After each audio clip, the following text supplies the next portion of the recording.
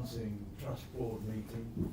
No matter where you are in the world, you'll be getting us live or streamed or whenever you feel like sitting in the bath and watching it.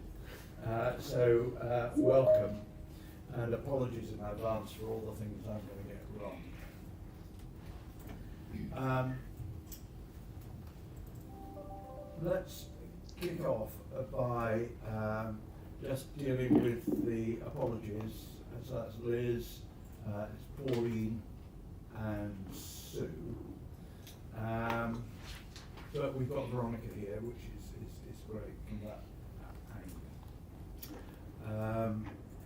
So let's start with the usual things.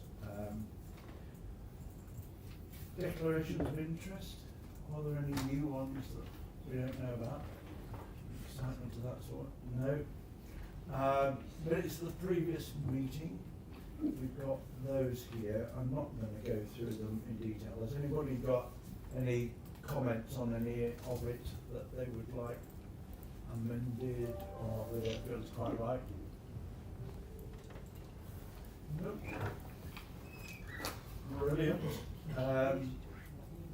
And then we're on to the action monitoring schedule. Bit tricky because I wasn't here at the last meeting, but I'll pick up as best I can. And Janet, you help me out and get stuck. First of all, there was Joan trying to think about whether we can get more questions from the public into what we do.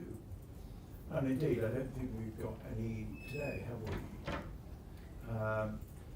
We received two, David, but we've dealt with them outside of people who the request is asking us to go directly back to them.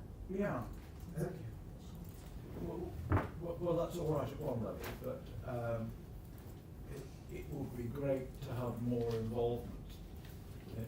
The trouble is, if as a trust you're doing quite well, nobody turns up.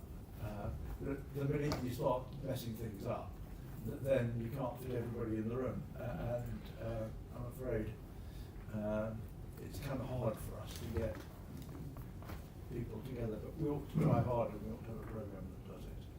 So we'll take that up and I'll take it over. Annual governance statement. I think it's only that various people had various points on the annual governance statement. I think this is a done job now in that it's been completed, the comments have been reflected, and it's been looked at. So, sorry, it's an active document, isn't it? Right. Service User and Carer Council. There are a number of questions about that. Kenny, do you want to pick that one up? Yeah, sure. So it's an evolving programme. The question I think really was about a specialist training that we're doing. It's an evolving programme. We're looking to embed it across schools in the provision. There's a note in the action schedule about what we intend to do with that.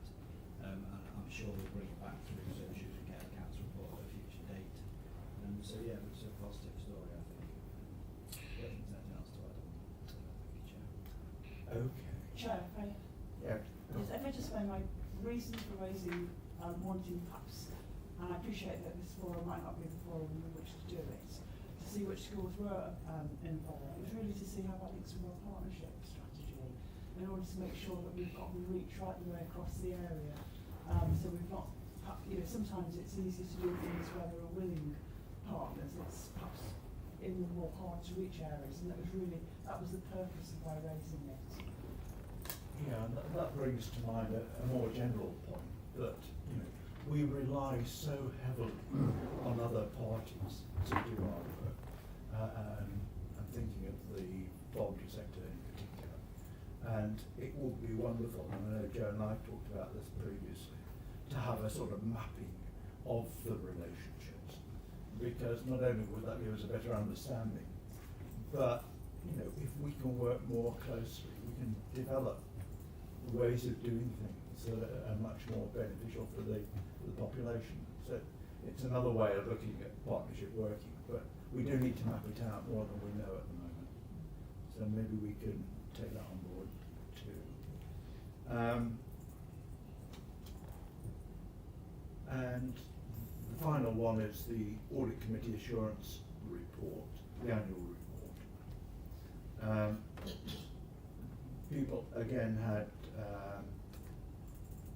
opportunities to look through it and adjust it slightly and improve it a bit.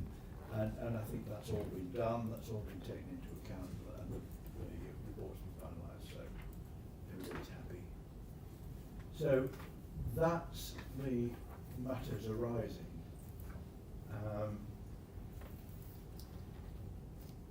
There's an item here, matters arising not covered by the rest of the agenda, but I never know if anything ever comes out of that, but we do it, but no. So we can move on delightfully to the patient's story. And Kenny, can I hand over to you again? Sure. On that. Thank you, Chair. So yeah, this month's patient story is, I think, it's a bit different actually. A really innovative way of presenting a story. It involves several young people who are talking about their experiences of accessing a certain type of talking therapy called dialectical behaviour therapy.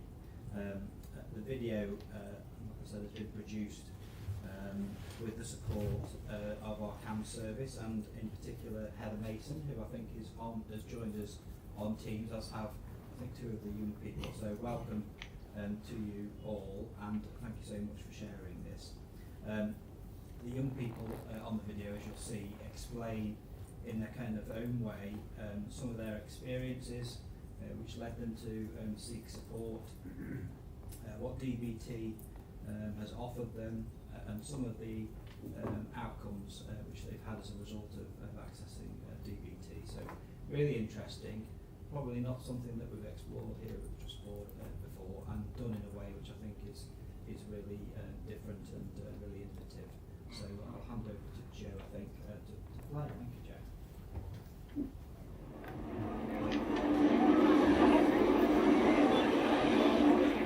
It's been 3 years now. You need to get over it. Stop crying. I don't know why you're being like this. It's not that hard. The world doesn't revolve around you. Don't be so ridiculous. This is your fault. Don't blame anyone else. We've all got a lot going on. Hey, you look like you're having a bit of a bad time. Are you struggling at the minute? To be honest, yeah, I feel so worthless. People don't get it at all. It's like I'm struggling to get through each day, and they're all just judging me for the wrong reasons. It feels too much. I just have nothing to get up for in the morning. Like, what's the point of even trying? Because I feel so down all the time. I understand. I went through a time like that. I felt like I couldn't get anything right, and people would be better off without me. Exactly. I feel like such a burden. I don't want to get out of bed a lot of the time. It's a massive struggle. My friends, my family, even my teachers think I'm being difficult, but I just can't explain what's going on for some reason. I feel like I'm just surviving, to be honest. Not really living at all. I can't see a way out. That sucks. You know, when I felt like this, I had help from a professional. Have you ever heard of something called dialectical behaviour therapy or DBT? I've got my scrapbook with me actually, because I've done it myself. No. I've never heard of DBT. What's that? I'll show you my scrapbook in a minute, but it's a type of therapy that helps you to understand and manage everything that's going on a bit better. It gives you skills and tools for the tough times. When you're struggling with difficult thoughts and feelings, or having a bad time with your family and friends, DBT can help. How? So there are different modules that last a few weeks each, but basically they cover stuff like learning to deal with a crisis when you're really overwhelmed, how to manage your relationships differently, general day-to-day understanding of your emotions. It's not easy though. You need to be ready to put the effort in. Okay. And realise that nobody does it for you. You've got to want the change that DBT can bring, and know that it can be pretty intense at times. But if you're open to it, DBT will be something to try for sure. I definitely want things to change. But you're not going to go to one session and wake up the next morning feeling great, you know. It takes time and effort from you to do what the therapy is teaching you. It's around 6 months long, sometimes a bit longer, and is designed to help you realise that you don't have to suffer in life. It takes commitment and effort, but it guides you through to a life that's actually worth living. But I get help from a therapist. Yeah, there's actually a few different layers to DBT. You can have full program, which includes individual therapy, group skills and telephone coaching, all in like a package. Some people just attend the group though, and you can either attend a group that includes parents and carers, or there's a group just for teens. It depends on you and where you're at really. You get a chance to figure it out with someone of course, and they'll explain more in depth of what's expected of you. A group? Will we have to sit around in a circle and talk about how we feel and our emotions and stuff? No, not exactly. It's more about learning, like having a lesson. You won't be quizzed or put on the spot. It's mostly the therapist talking and giving you resources. They encourage group discussions about the materials though, and you can contribute as much as you want, whatever you feel comfortable with. So, like a lesson, with homework. Yeah, doing homework is actually really important in DBT because it gives you the chance to go away and practice the skills you've learnt and apply them into real life. It's a great way to explore what works and helps you. If you try a skill and it doesn't work, then that's fine. You can just give the next one a go. There's loads, so don't worry, something will work for you. Okay, that doesn't sound so scary now. What about this individual therapy? Those sessions are also weekly, and they're pretty interactive really. While these are a bit more personal than groups, it's still a lot about keeping track of where you're at and trying the skills. What do you mean they're interactive? Your therapist makes it interesting for you with different activities and tasks. Like, you're given a diary card to fill in, and then you go through that every week. Or you can get creative and make a poster about DBT like I did. Doing that helped me a lot, because the information sank in much better when I created something by me, for me. That's why you made a whole scrapbook. Well yeah, but this scrapbook is also like a chapter in my life. There's lots of resources that I've taken away from DBT, and having this allows me to look back at anything I need to. Plus, DBT is an ongoing thing, not just for an hour a week for a few months with your therapist. These skills last a lifetime, and you can use them whenever you feel the need. Yeah, you said it's a big commitment, so I guess that means long term. Well, life happens and carries on regardless, but DBT gives you the tools to manage the tough times and enjoy the good. I'm a lot more content with my friends and school now thanks to DBT. I'm actually starting college soon, which I never thought I'd say. DBT is really, really good if you commit. I get you. So if I don't make an effort both in and out of the sessions, I won't suddenly just get better because no one else will do it for me. That's exactly it. I threw myself into it and realised now that it was what I needed. It was definitely worth doing. I wouldn't mind seeing what it's like, to be honest. Sounds like it would be helpful, and I really don't just want to survive anymore. Thanks for having this conversation with me. It's really helped me to see that I can have a better future than I thought. It's a relief to have met someone that gets it. No need to thank me. It's been nice to chat, and I'm glad you're considering DBT. Come on then, let's get going.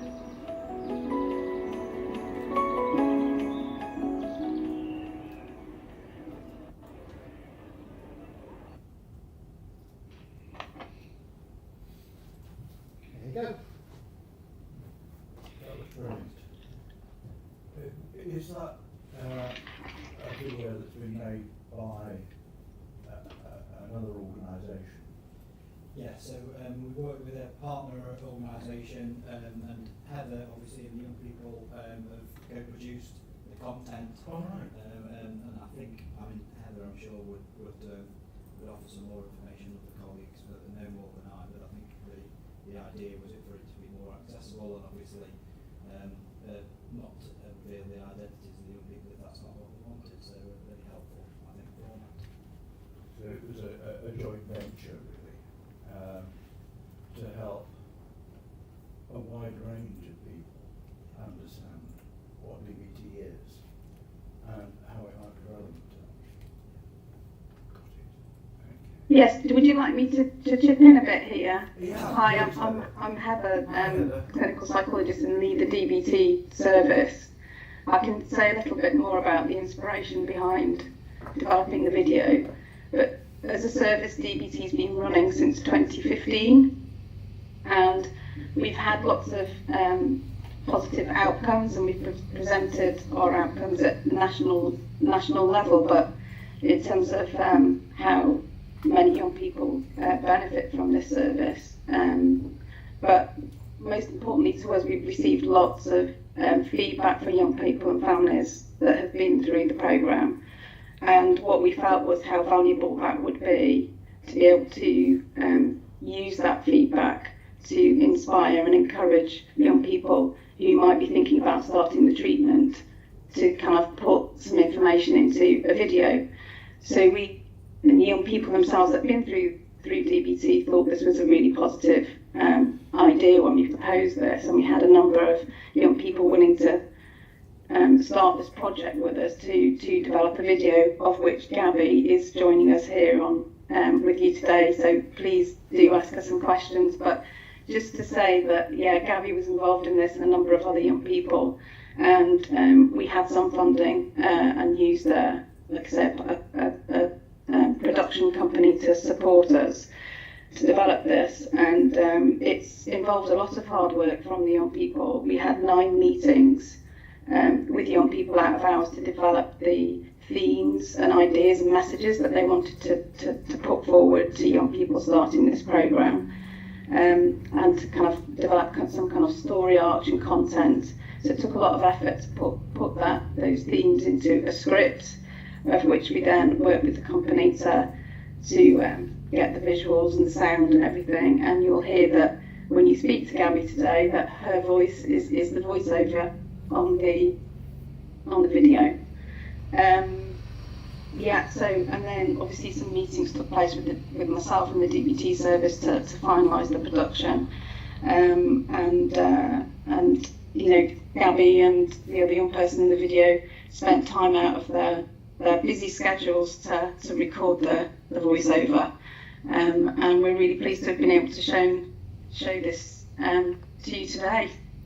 So we're welcome to answer any questions about this. And we've had a lot of support from Veronica, of course, as well, in the kind of organisation of how how we support young people to get involved in a project like this. I think it's absolutely brilliant in that it's very professionally put together. It comes across as very professional, but it's also very sort of accessible. You know, you can identify with it really easily too. So that's great. Has anybody got any questions? Oh gosh, lots. I don't know. Do you want to make a start? Yes, thanks, Chair, and thank you for that really interesting presentation, because as the Chair said, it did make it very accessible. Maybe I could put a question to Gabby and also to Heather, really. Gabby, what did you think that you got out of it? Maybe to Heather, how do you measure outcomes from this important training? Gabby, do you want to go? I think it helped me experience a bit more of like a professional side to what CAMS is about. Obviously, like at a far lesser extent than actually doing anything with CAMS properly, but it was kind of like more professional, like joining a Teams meeting. It kind of gave those skills of like being punctual, and I don't know, it gave me more confidence, I feel like, to actually go from like being just a like patient to actually kind of looking at it from that kind of perspective and helping other people as well. That's great. And I think in terms of what this gives us, what this video gives us, is in terms of how we evaluate that. Already, you know, we've been using the video and showing young people who are about to start treatment, and they really connect with it. I think you can find videos about DBT on YouTube, but there are a lot of them are American. They're well produced, but they're American. So to have actually local young people with local accents, kind of expressing themselves and what their experiences is like day to day is really allows the young people to connect. And I said to Gabby that I showed a young girl a few weeks ago, and after she'd finished watching the video, I said, "What did you think about that?" And she said, "Well, you know the girl in the video?" She said, "That's me, that is." And it just brought a tear to my eye, and I shared that with Gabby, you can say how you felt about that, Gabby. It made it feel very worth it, like putting that time into doing such a project. It was kind of like, wow, yeah, it has made some kind of impact, and that was what I said the whole time. Like if it helps one person once, it's worth doing.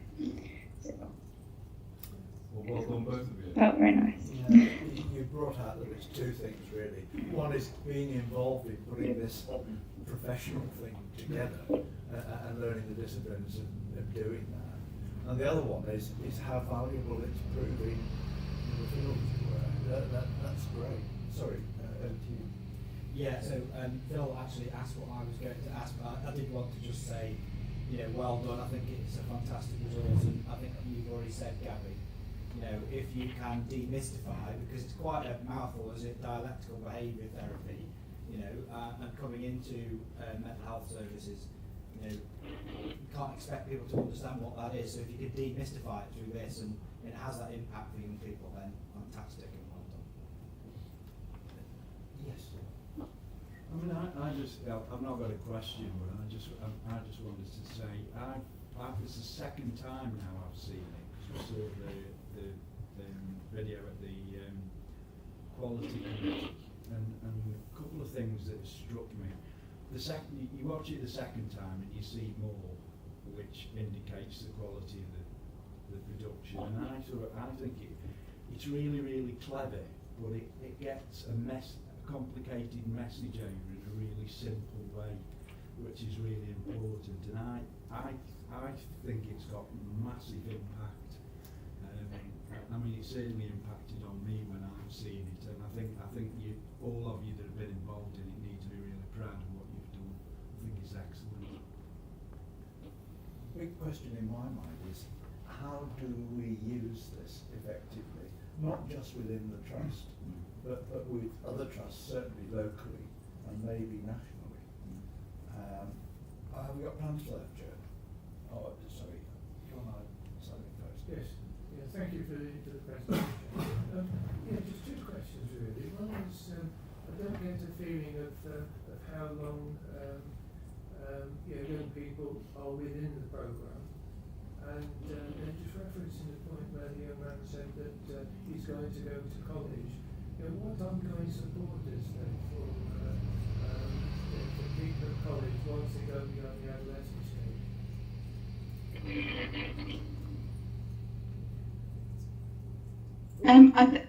I think you're asking about recovery there, aren't you? Is that right? Yeah. So that obviously the programme is up to 6 months long. There are different levels to DBT because, as explained in it, you can have the full intensive programme, but also you can just join the skills group for kind of lower intensity support.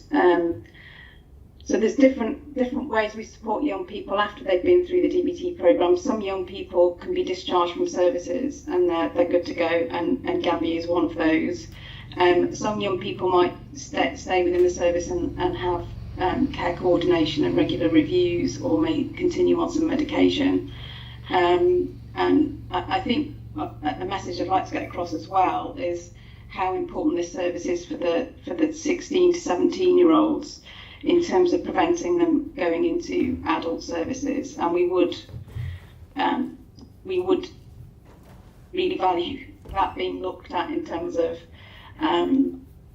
the longer term planning of services, in terms of how we invest in the kind of 16 to 25 group, where I think there is a gap often in supporting them, and adult mental health services obviously are hugely challenging in terms of waiting lists and so on.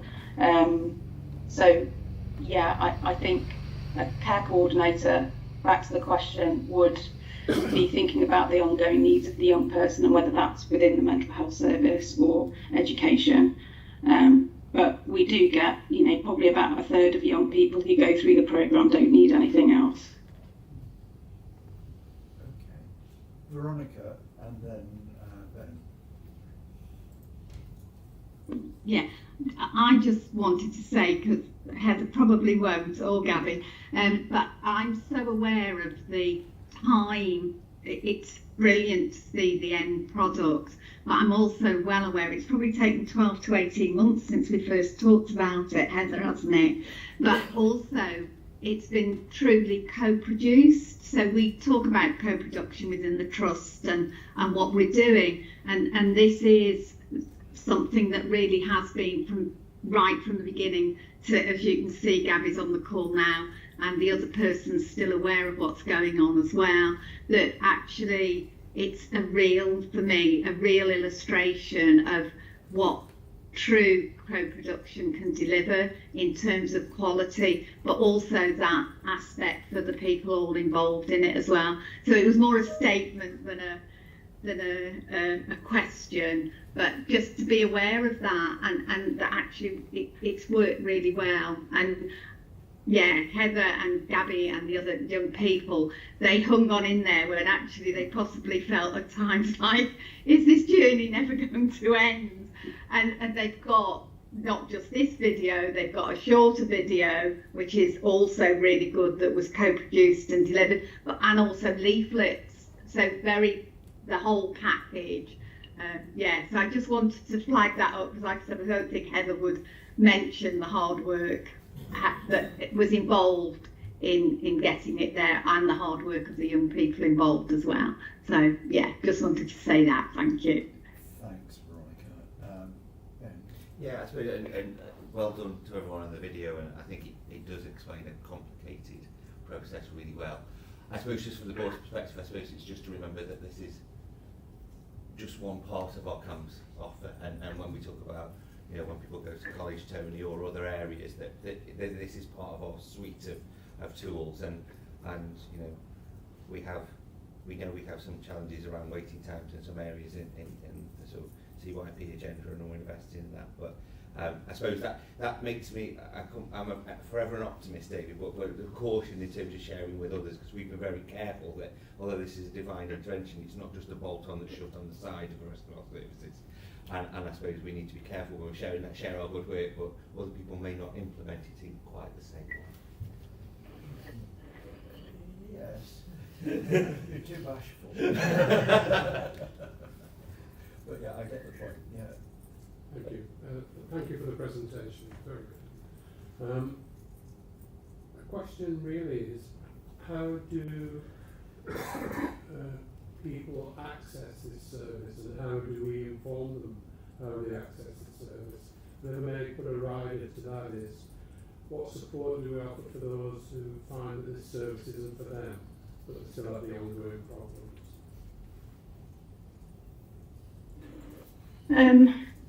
How they access the service, it's often young people will have been through CAMS services for quite some time before this would be offered. I'm going to say, obviously, we've got limited capacity. We're probably reaching about 4% of young people that would benefit from this geographically, and through our referrals. So investment in the service is desperately needed. So, but we're trying to make it more accessible by having multi-level intervention. So, and through COVID, we were able to obviously deliver groups online. So a lot of young people can access group delivery and learn the DBT skills, which is fantastic. And I think obviously there's other, as I'm not sure the name of the person that was just speaking, but obviously there are other interventions in CAMS as well. But this is the #1 NICE guidelines recommended intervention for young people with severe emotion dysregulation and risk-taking behaviours. But certainly the lower intensity intervention within DBT benefits a lot of young people, some of who are on waiting lists for CBT, for trauma-focused CBT or CBT for anxiety. So we are trying to, you know, enable more young people to access this, but in terms of the full programme, which is what the evidence base is for the kind of more risk-taking young people that are more at risk, we're struggling to meet that need. But any more questions around that, I'm happy to answer. Thank you very much. we're not, we rely on block funding as well for this service. It's not separately commissioned. We've obviously been running since 2015, and every time we make a presentation like this, everybody is so positive and wants to know how can people access this. But the problem is we've just never had the money come forward for that. The kind of sentiment and the hope for how we can develop the service is definitely there across the board, but actually setting it up and commissioning it is something that's we've not been able to achieve. Yeah, that's a really important point. But what you are doing is demystifying it. You're making it accessible, and that's a brilliant step in the right direction. Joan, do you want to say something? Well, yes, that's just prompted me in view of your remarks just then, Henry, to as well as echoing what Patrick said about how impressive it is to see it a second time over. If it really is about the funding, and only 4% are actually benefiting, what can we as a board do to see how we might bring whatever influence we can to get the extra funding, further funding that you would need to extend it more through, presumably on partnership work, but through funding applications. Is there any measure that we can take to help in that way? It's really my question. I think there are opportunities, and obviously we have our chairs of the mental health and individuals partnership board and now the SRO. I think it isn't becoming increasingly challenging, and we know what the system financial position is like, and although the MIS does continue for this year as a system that's committed, increasingly when we're having conversations about investments and services, it's about disinvestment elsewhere. So it is a challenging position. So I'm not saying that we won't continue to advocate, of course we will. But I think at the moment it's difficult to tell. With the sort of coming to the end of the long-term plan, we have an expectation that the MIS will continue, but it's not being confirmed. It's a very tumultuous time that hopefully will become clearer in the next 12 months. But I think as we sit here today, I don't think any of us can see an easy place to call on money. Okay, but it's making the best use of the money we've got. And this demystifying accessibility and all that stuff is a step in the right direction. But we've got to be able to follow it up by offering in quantity the services that are needed, that it identifies. So there's the challenge. I can make one comment here as well, is that there's obviously, in terms of developing services, a great interest in reducing inpatient admissions. So certainly I think there's possibilities within the West Midlands Partnership Collaborative, as they're wanting to improve community services to reduce inpatient admissions, because we know inpatient admissions overall are not effective. So there may be funding possibilities coming in that direction, from what I understand, but nothing's come to light as yet. But I think there's interest.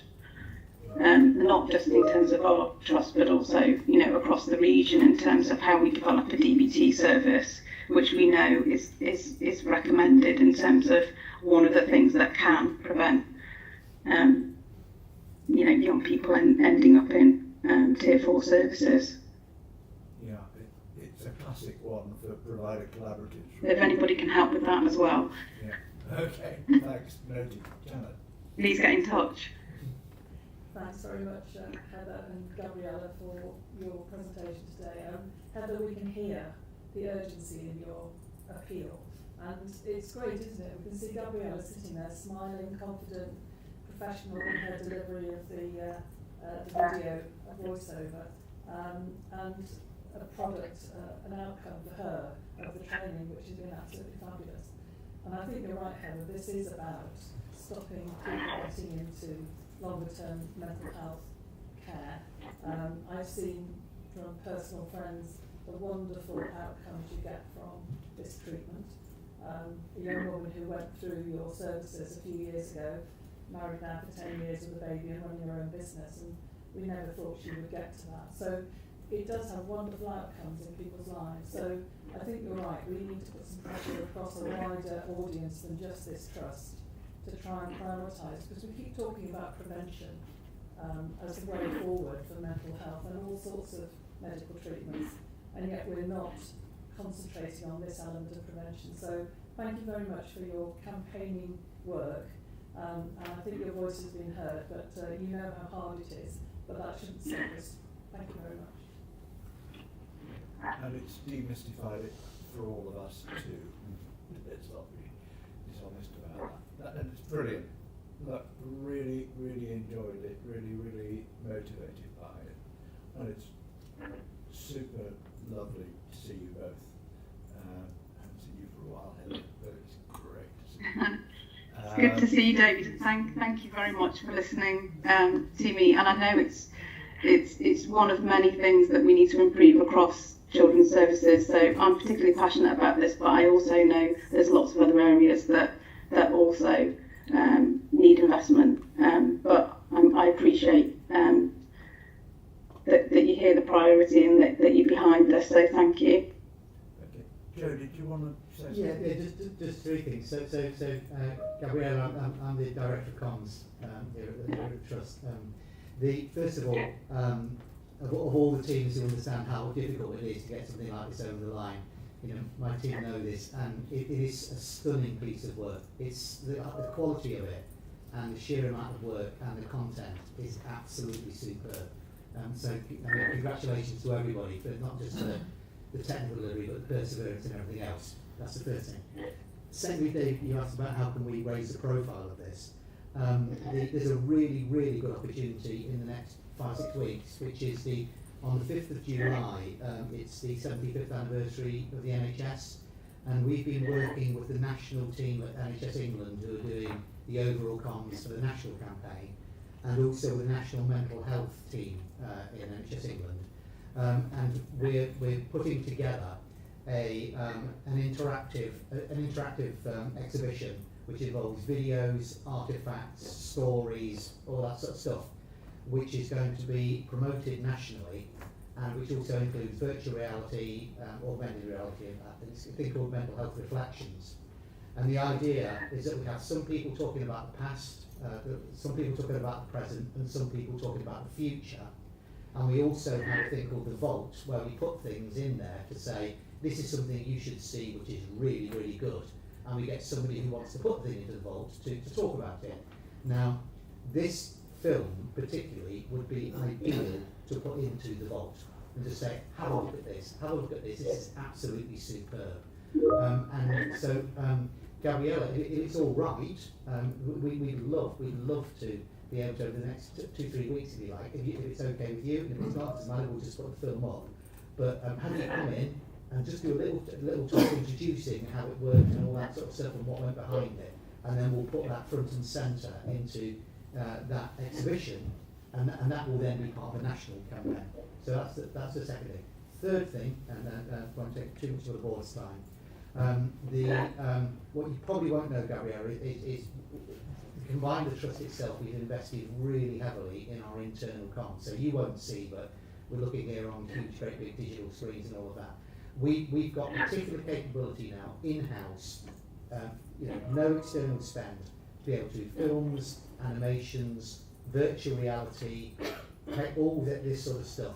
And we would absolutely love to come and talk with you and the other young people involved in CAMS, to involve you as much as possible in creating as much content as you want, because we've got all the equipment, all the editing equipment, all the filming equipment, and getting young people's voices out there is something we've really passionately wanted to do for ages. So I'm afraid, being useful and creative is a danger, but if it's okay, we'll also talk with you and the other young people at CAMS and head with you about how we can continue and build on this, because it's absolutely superb. But I mean, just hats off to you. It's not often I see a piece of work and think, yeah, it's all right, or I actually look at it and think it's brilliant. It is absolutely brilliant, this film, and you should be really, really proud of yourselves.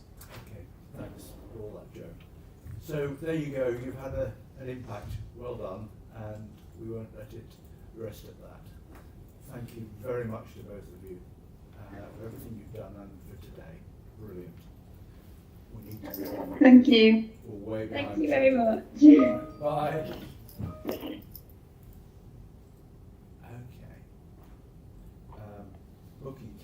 on to the Reach Award. With absolute delight and pleasure.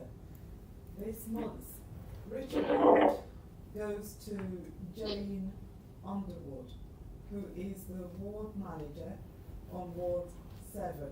I suppose a declaration of interest, it's my ward where I practice, so no surprises that I suppose the narrative here I can vouch is authentic.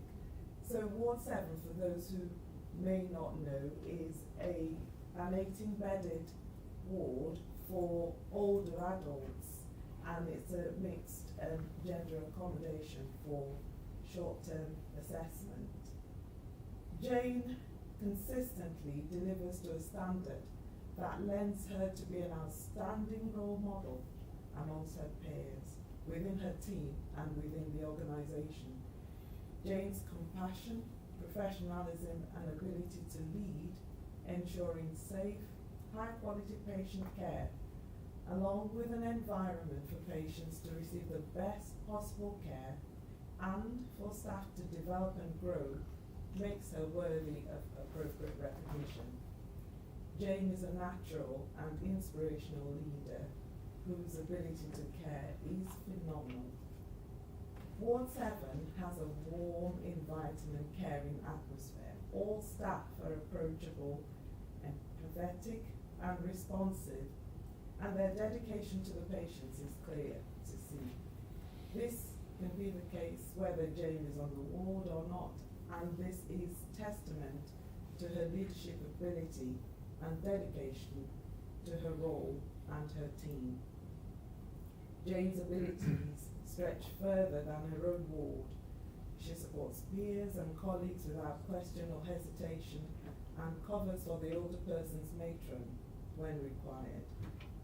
Jane effortlessly demonstrates all the values each and every day.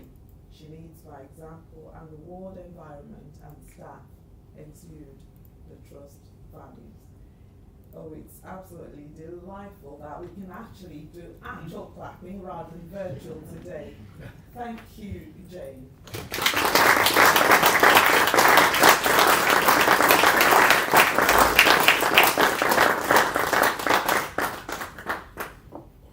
can't quite present it. Not yet. Next time. A virtual presentation. All right, well done, Jane. That's fabulous. Absolutely wonderful. Shall we keep moving forward? Would you like to say anything in response, Jane? Because it shouldn't really just be one-way traffic. Are you going to put me on the spot now? I'd just like to say, you know, it's so lovely to be recognised, and just because I wasn't expecting it at all. So when I got an email to say that this had happened, I was just like, it just made my day.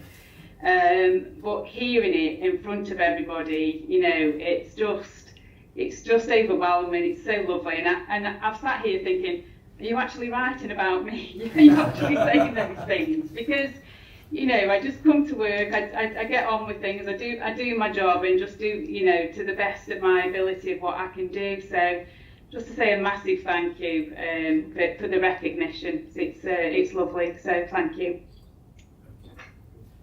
Well done, and delight to see you here amongst us this morning. Brilliant. Okay, yeah. Thank you. So, Bookie, over to you now for your report. A little wave as well as exact. Thank you, Chair. I'm going to take the report as read. There are, I suppose, two possible things that I just wanted to spotlight. The first for me was yesterday, the event that happened yesterday with the Long Service Recognition Award. It was just humbling to see the amount of people who, well, I haven't seen for years because of COVID or because, you know, times have moved on. And everyone was so lovely as well. It was humbling for me really, and it was a nice occasion.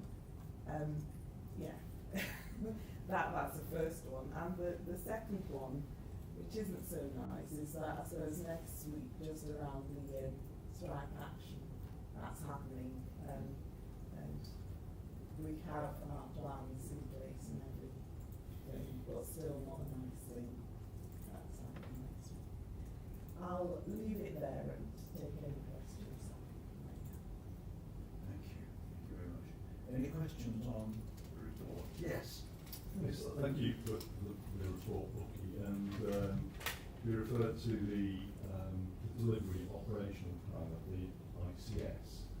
I wonder whether it would be possible for we had a presentation from officers from the ICS some time back about what their activities were. It would be helpful to maybe the future development board get them to come together to talk just very simply about what the main priorities are of the ICS and what the main delivery actions are, so we can get that first-hand feedback from them about what's possible. I certainly will ask.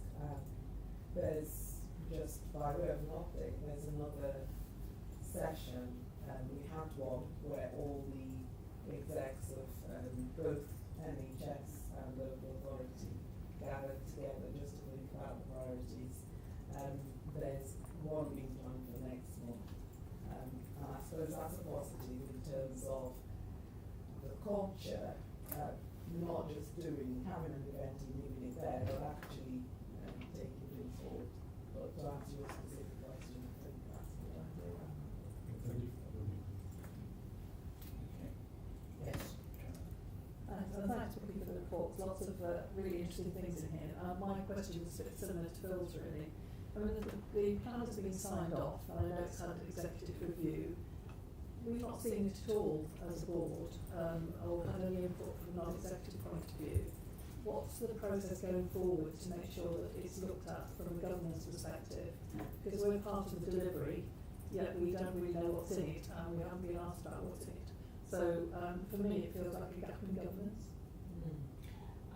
I think you're absolutely right. I'm just reflecting on it. That's the side, and something I should check.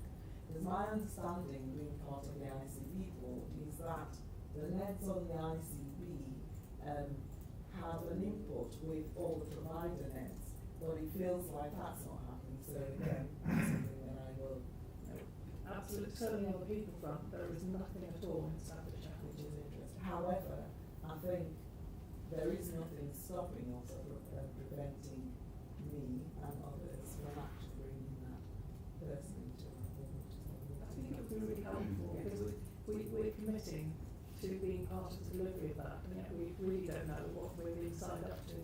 So it just feels uncomfortable. Yes. Sorry. Yeah, it's fine. It's the same point really. I think it was well made by Phil and Jenna. I feel I have some traction with it because I am connected to the NED that sits on the board, but that seems to be very unusual. When I say connected, I mean we have meetings. But that seems unusual. It seems to be a common practice, and it would be helpful to have somebody describe the plan and also the finances alongside the plan, because we've had an overview of finances, and actually we've also reviewed them in F&R, but I can't say today I understand how finances sit alongside the plan. So I think anything that you can do looking to help them understand all of that would be really good. Yes. No, I'm just thinking about this stuff as well. Yes, Nikki. Just to say that we do have an abundance of information and presentations and slides, so we'd be very happy on behalf of Liz to pick up that action, Vicky, if you'd like to put something together around the operational plan and strategy. But just to say that the ICB today have opened a digital portal for stakeholders to give feedback on this round of operational planning for this year, so they're very interested to hear from providers particularly through this portal about our experience of the operational planning process this year. So I think that's probably one of several opportunities to be able to give some feedback and help to shape it for next year so it can be better and more inclusive for next year. It's a work in progress, I think, is the message that I hear from planning within the RCB, so I'm sure that contributions to that would be very gratefully received and welcome. I just wanted to say for completeness, I'm similar to Russell, but perhaps not as robust. The NEDs who've got all the equality and risk have linked up quite a bit across the ICS, although it's more as a development phase than taking things forward. So I'm not seeing it in that full report, possibly in 12 months' time you would. I'm sort of drifting into my report as well at this point, so I'm resisting saying it, but the ICB was created and plonked there to look after a certain geographical area. But there was no early definition of how the ICS would relate to individual trusts and work cohesively together. And there have been examples of where that barrier has been broken down and where there is good working. But that's by individual initiatives.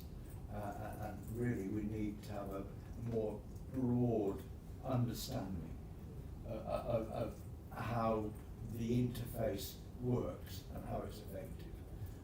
That isn't there yet, but I will do everything I can to encourage people to look at it in a broader sense.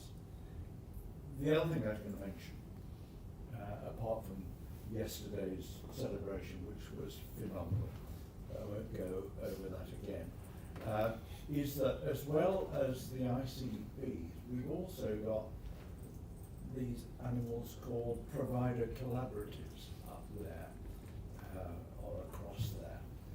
And I think actually they are very powerful organisations. So there's a provider collaborative of mental health trusts and those involved right across the Midlands. And that way money can be pooled for initiatives. And it's it gets the benefits of scale, if you like, and it attacks some of the problems that individual trusts can't solve themselves. And so the interaction that we're talking about with the ICB, ICS, we ought to have the same approach to these provider collaboratives and forge links that make us a cohesive part of the whole. So certainly we'll both be looking at that over the next month or so. From my perspective, Chair, don't want to add anything else, but Joe. Yes, thank you, David, and thank you, Ruby. It was just really a quick follow-up to Janet's point. If we do actually have a presentation by the ICB or the ICP or ICS here at a future board development, I'm just wondering if it would be helpful to have a particular part of it which includes the green agenda as well, simply because that particular aspect of the green plan is something which goes right the way across the whole ICP, and it's that kind of joined-up thinking is really important. So if we do have it, could we make sure we have somebody from the ICP who could actually reflect on that as well, please? Yes, noted. Got it. We'll do that. We're almost at the 10-minute break, I think, because we have no questions from the public, which we referred to earlier.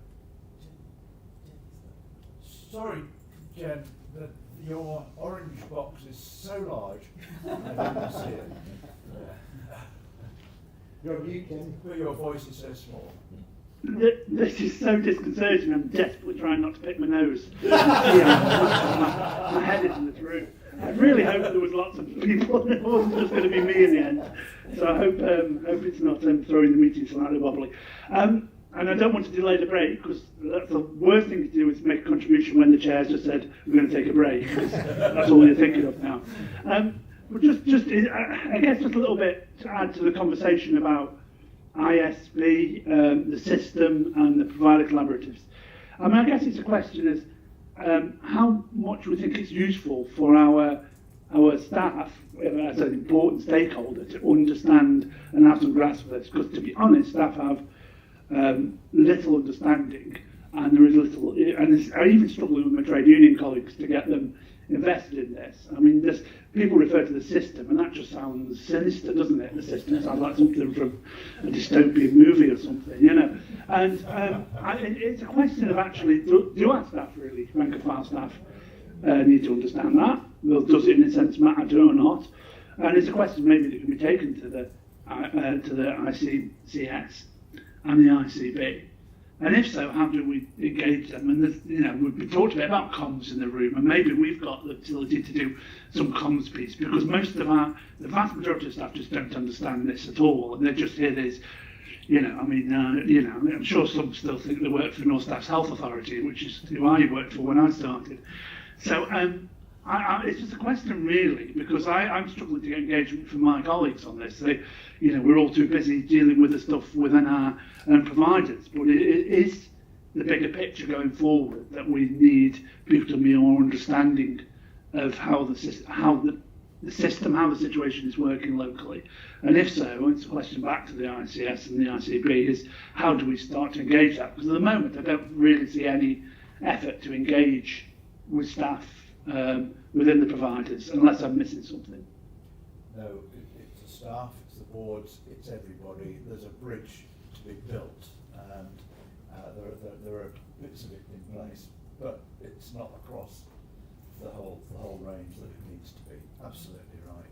I think we're all saying that today, and we're all working on that and carry to our colleagues at the system level and at the provider collaborative level. Yes, I still have big hopes for that.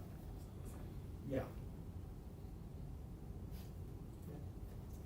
So, sorry, I'm going to make the double error of speaking before the break, but I can be very, very short, because actually I did attend the meeting of the audit chairs, ICB.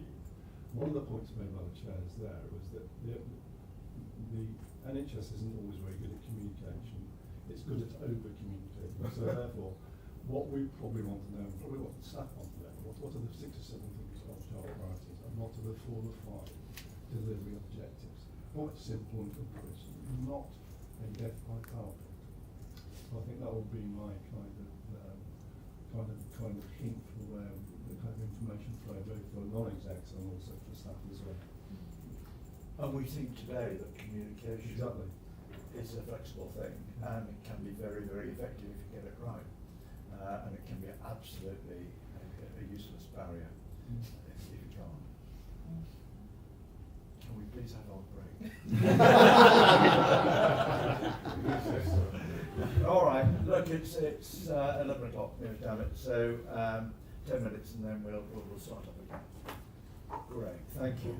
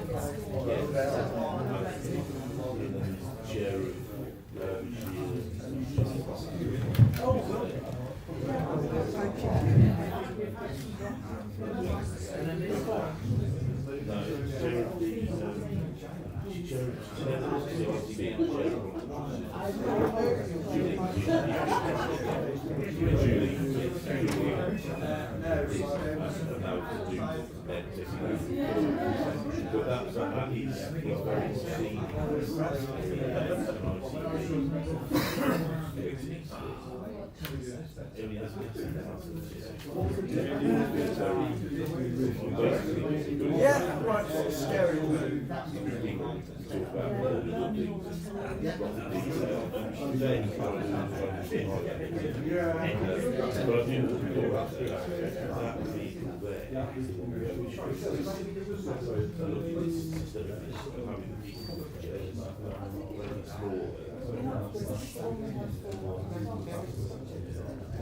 This is the project for Derby, which has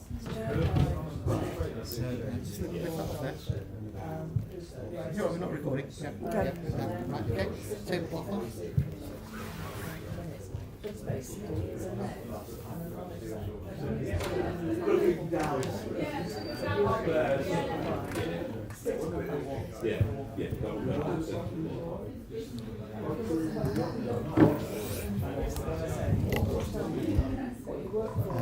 You'll see him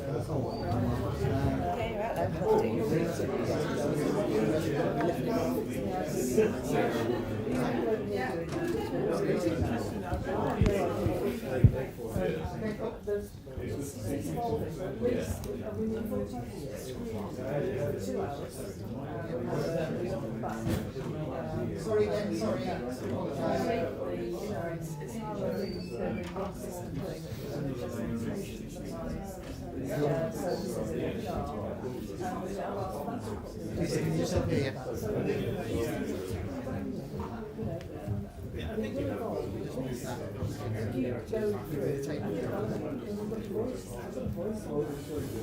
Yeah, whereas, you know,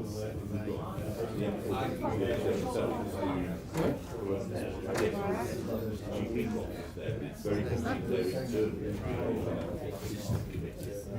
it feels like we get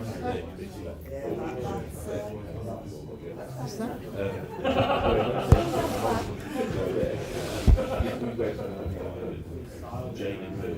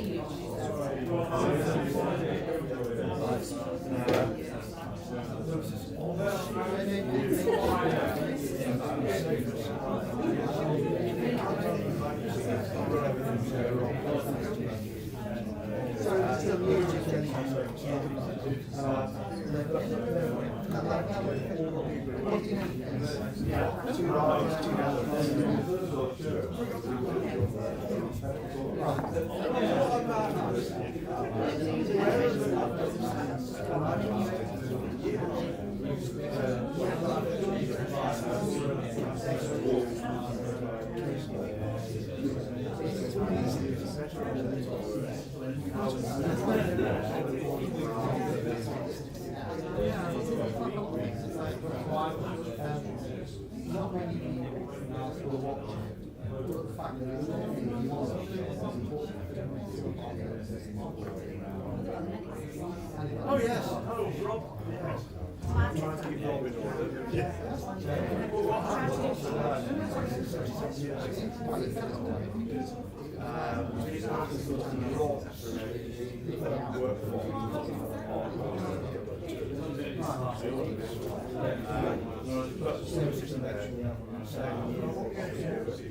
we decided to design a role so we've got people who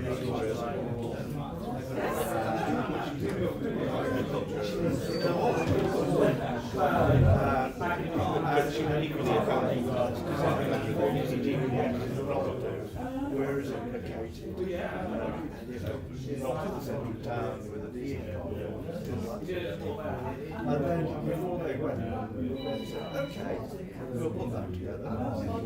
Who's the best? Each lad is and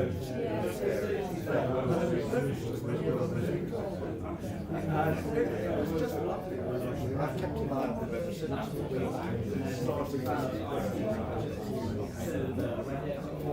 Rob that's the way.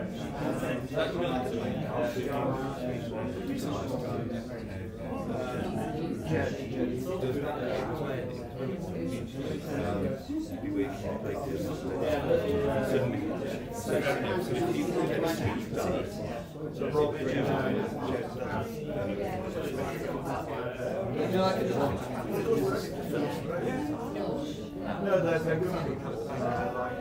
And it just means actually Rob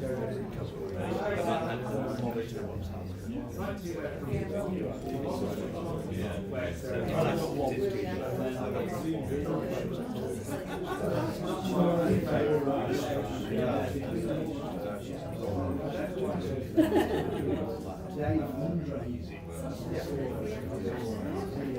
I must get another coffee. Yeah, it's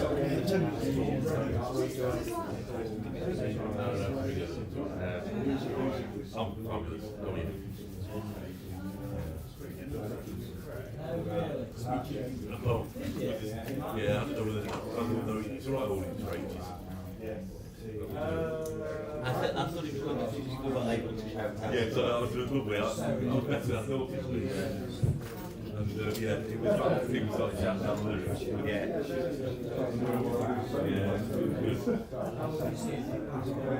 You saw my waiting times past. Yeah. Yeah. Well, look this morning, the wait to be seen, and it was 13 hours. And soon.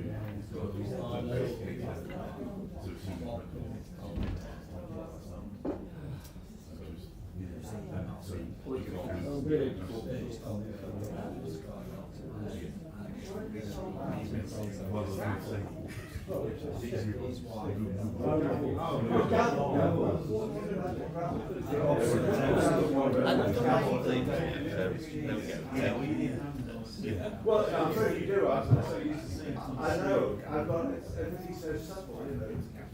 It's a bit like bidding at an auction. Someone in finance was editing their invoices for approval into my inbox.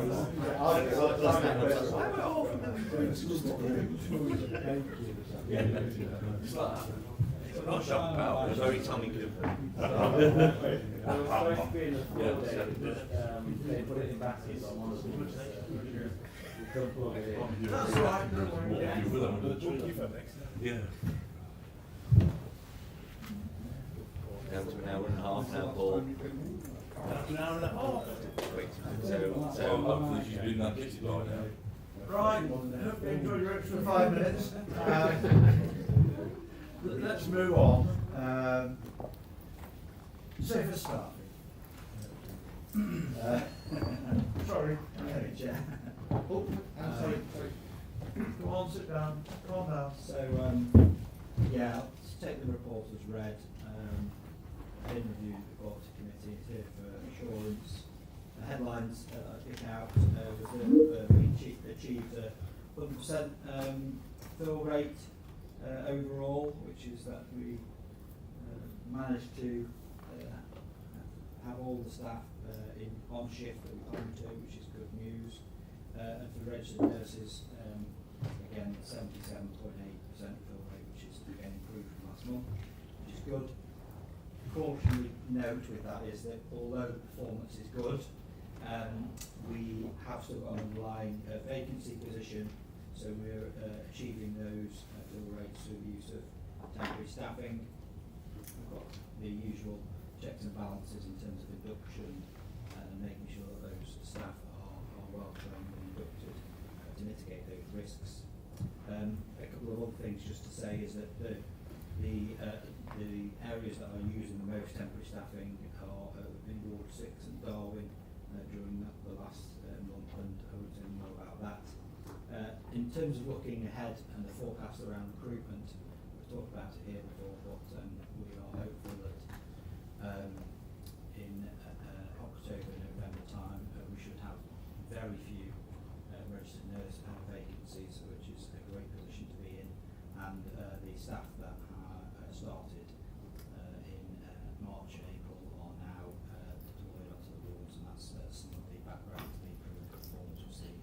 Nothing else that I wanted to pick out from you, Chair. That's questions. Okay, thank you very much. I'm looking more avidly for hands up. Yes? Thanks, Chair. I'm hiding in the corner here. You are. Thank you for the report. It's very helpful. And it's good that you're saying that the RM vacancies will look better as the year end is. Because the vacancies, as it stands compared to previously, it's looked quite high, relatively speaking, both on HCSW and RMs. Is that the normal pattern for this time of year, or is there something different? Yeah, so there is a slight underlying explanation for some of that, is that we have had new investment this year. So what happens is when we've got service developments that come on board, we obviously increase our overall full-time equivalents, and there's a gap before we fill them. So that's some of the explanation about the vacancies. But not all of it. We have still got an underlying vacancy factor, which again, later on in the year we'll address through recruitment, because we've expanded our nursing cohorts and recruitment, and we've already identified people for those posts where we've got vacancies.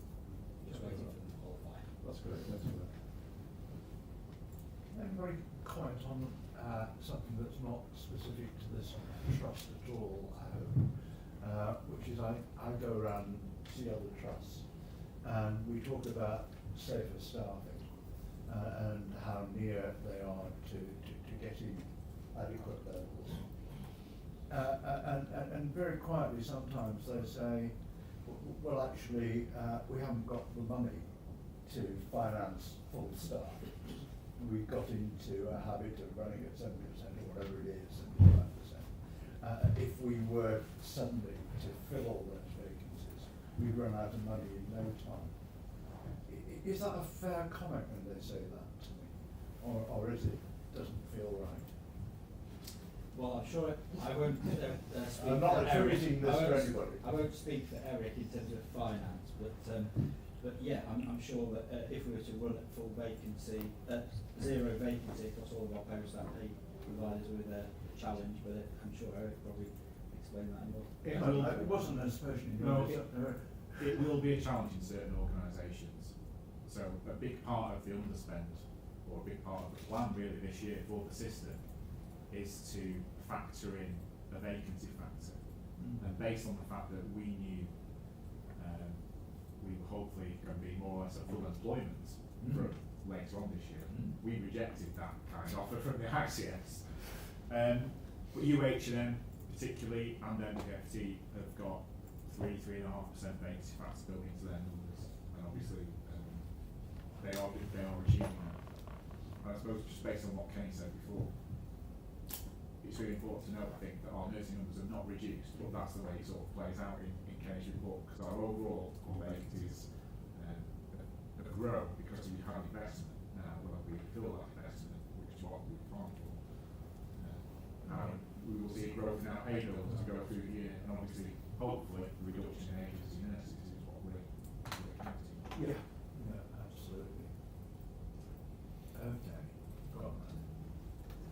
Yes, thank you. Yes. Come on, big hand. Yeah, thanks for the report, Kenny. Just a question really about Darwin. If Darwin seems to be a particular issue, is it purely acuity, or is there other issues, behind it? Because I noticed a very high level of agency, for instance. Is there an underlying issue there? Yes, thank you, Tony. So the board is aware that we have had an unusual set of circumstances at Darwin where we are accommodating as an individual which we wouldn't usually provide care for, and that is a major driver behind most of the agency. There are other children and people there who are requiring additional staffing as well, but that is a major focus of that spend. Right, so basically it's security, so it's not something underlying that we should worry about. Okay, thank you. I think it's important to note as well, I think Mike said it's producing quite a really good rate, so that is only a short-term issue for us. Yes, sir. Yes, thanks for the report, and I mean, I think we are being assured that, with vacancy issues, beginning to help the other issues might be about the finances of it. With just one small aspect of it, just looking ahead to the future and the wonderful partnership that we've got with Keele. And I know the talks are ongoing now between Liz as Director of Strategy with Staffordshire University. Is there any opportunity for us to have perhaps at the board future, a sort of progression for us on what opportunities there might be that perhaps we could dovetail to some of the areas where there might be specific long-term concerns in terms of getting that training going forward? Can I just add a sentence to the end of that, which is, are we sure that it's the trusts dealing with the university's furthering capabilities, or is it the system that is leading this discussion? Because I'm a bit confused. Yes, so I can offer a response in terms of clinical staffing. So where we identify that we've got clinical staffing requirements in terms of workforce planning, we've got those established links with both Staffordshire and Keele. So quite a few years ago now we expanded placement from Staffordshire University to make sure we offer those for the nurses, and we're seeing some of the benefits of doing that in terms of building the nursing workforce. For all the clinical workforce roles, we also speak to Keele and Staffordshire's kind of our nearest HEIs. So that is in place, but I think in terms of the wider strategic point, I think it's well made. I think it would be worth kind of revisiting. I was trying to put into the conversation, is there a workforce plan for the system which is driving this as well, or has that not been published? Paul, I don't know whether you wanted to come in now in terms of workforce planning across the system.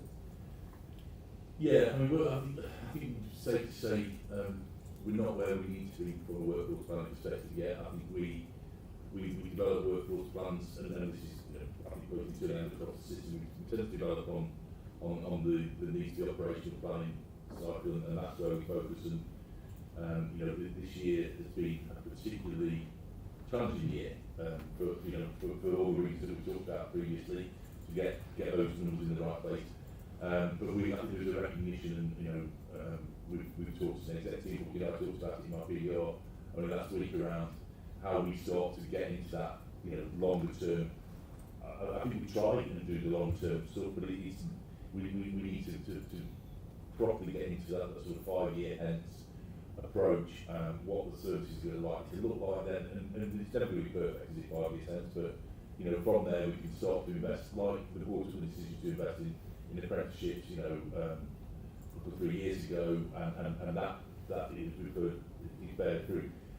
To actually plan that properly, we need to invest in some competency-based workforce planning that on some sort of predictability around like demand, and the sort of structure of the workforce that we want to deliver that demand into the future, what that will look like. So we can really then build that into with the operation, alongside the operational plan, because that's where it really comes from, alongside the financial plan. We can really bring that together to make a comprehensive approach. And it is doable, but it will take us a little bit of time to get there. But that's where we're trying to get. I think system-wide, we're not in a place. I think MPE, UFT, probably in a better place than the rest of us in the system. They invested in that sort of many years ago. We were investing when I was there. Going that far. So it's in a slightly different place. So there's some learning there from them that we can get. But I think getting into that place is where we need to go to now. Okay. Joe was before me, actually. I don't mind the order. Can I just say, building on what Paul just said, Chair, just for me to repeat the importance of us linking with the SIP, the Strategic the Skills Investment Plan, which the Chamber of Commerce is in the process of submitting to Government for the 5-year plan for the Strategic Plan for Skills Investment for the area. It'd just be wonderful if we could get health embedded into that. I've got another hat where I'm the governor of the FE College in Stoke, and it's wearing that hat. Do I go and talk to Combine and then UHNM and then somebody else and then somebody else, or do we have something that pulls it all together and designs courses to meet the workforce needs? And I know where I'd rather sit actually, with that hat on. Anyway, there we go. But I think the system needs to. And I think we will move in that direction. I think that's inevitable in terms of consolidating resources. Most of the resources, I think it's inevitable to move educationally to a pooling of resources and approaches, because we can't keep doing everything done individually. It's just not sustainable. Things called to scam. Sorry. It's just a really good point from the university's perspective. Often universities limit the number of people they put onto courses because they can't guarantee placements for them. So, for example, at LMU we have a huge nursing school, but we're limited if we can't find placements for students. So having that relationship with medical institutions is really helpful for the university to plan. And we're always looking 4 or 5 years ahead, aren't we, for that from that point of view. So I think, and I'm sure Bucky from being at Wolverhampton knew exactly the same thing. So if we don't make those relationships and jointly plan what we can take, what the universities can deliver, we're not going to have a perfect outcome. And I think we can do much better if we started working 3 and 4 years out from what we need in those years. Let's try and move on, rather like the floral decorations around here. The discussion about safe staffing has bloomed in all directions. Well done. Safeguarding, can we move to safeguarding? Sure, thank you, Chairman. Again, colleagues are familiar with this report, Safeguarding Adult Children Report 4. Here for assurance and has been discussed at Quality Committee. So just a few things to pick out of the report. Our safeguarding training compliance for level 3 children unfortunately hasn't met the target at Q4. There's been a number of issues that sit behind this, including staff availability, including some issues with the training itself. However, we have improved, albeit less than I'd have hoped since Q3. There is additional capacity being supplied in terms of achieving that target, and we are seeing that improvement since this end of last quarter, and we'll see that coming through in the next report. Although we have 4 work targets, as I mentioned, there are a number of mitigations in place to reduce, and you'll see those in the report. Predominantly the fact that the teams are accessing regular safeguarding supervision, and we are having a high number of contacts and queries to the safeguarding team from clinical services. That sort of demonstrates actually, although we've got some issues with training compliance, the team is very well accessed and people are using it to supervise and get supervision. And then the final thing, just to say, around the referral rate again, which is another, I think, a piece of assurance forward, is that the referral activity from our clinical teams is sustained and in fact it increased in some areas. So we can demonstrate that our staff are aware of safeguarding risks to people who use our service and their families, and they are aware it's necessary raising those referrals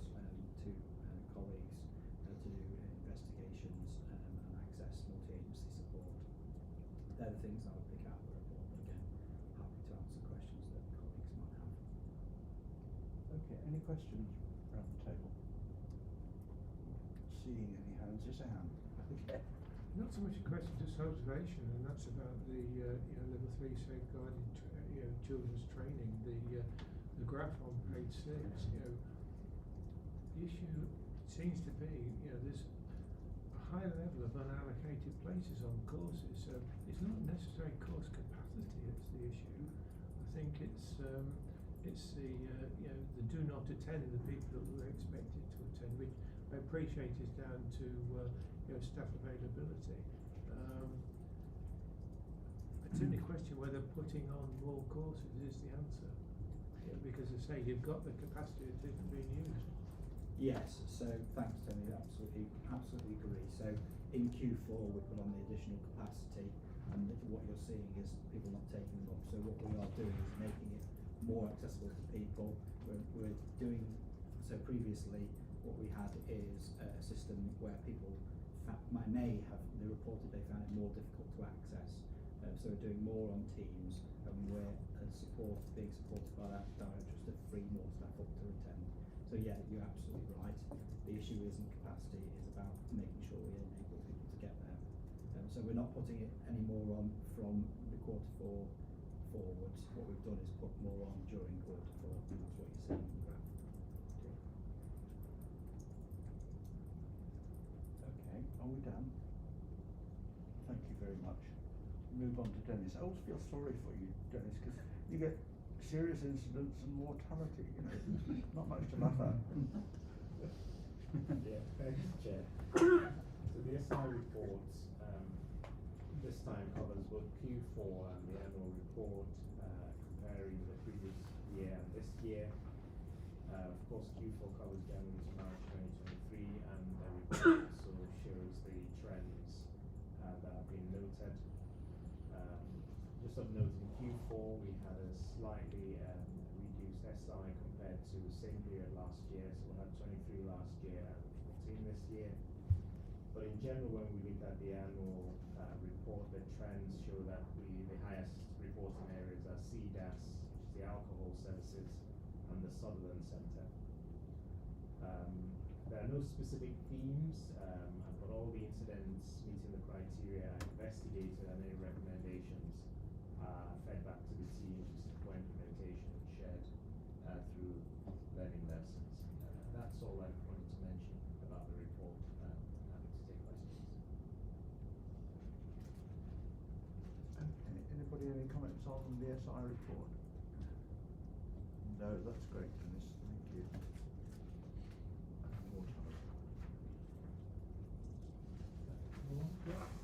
So the mortality surveillance, this relates to deaths of patients who have not met the criteria for serious incidents. These are patients who have died from natural causes, and so we review the deaths to look at whether the care provided was of a good standard. And in this report, all the reviews show that the deaths and the care they received range from excellent to adequate, and there are no cases of any poor care. 2 of the cases related to physical health and alcohol related issues. And that's all I wanted to mention about the report. Questions? No areas of particular concern. Yeah. Any questions for anybody? Operation Catcher. Thank you very much. Brilliant. Laurie, committee effectiveness. How do you want to deal with this? So I'll just give a brief overview of what we've done, and then I'd like to invite the chairs of the committees to just give a bit of a reflection on the findings.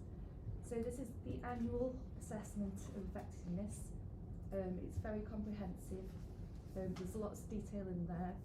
And I suppose the most important part of the reports is the chair's reflective piece. So I'd like to hand over to the chairs, and it might just be easier to go round that way, if you're happy, Janet, to go first. It's okay, no problem at all. Just find my committee report.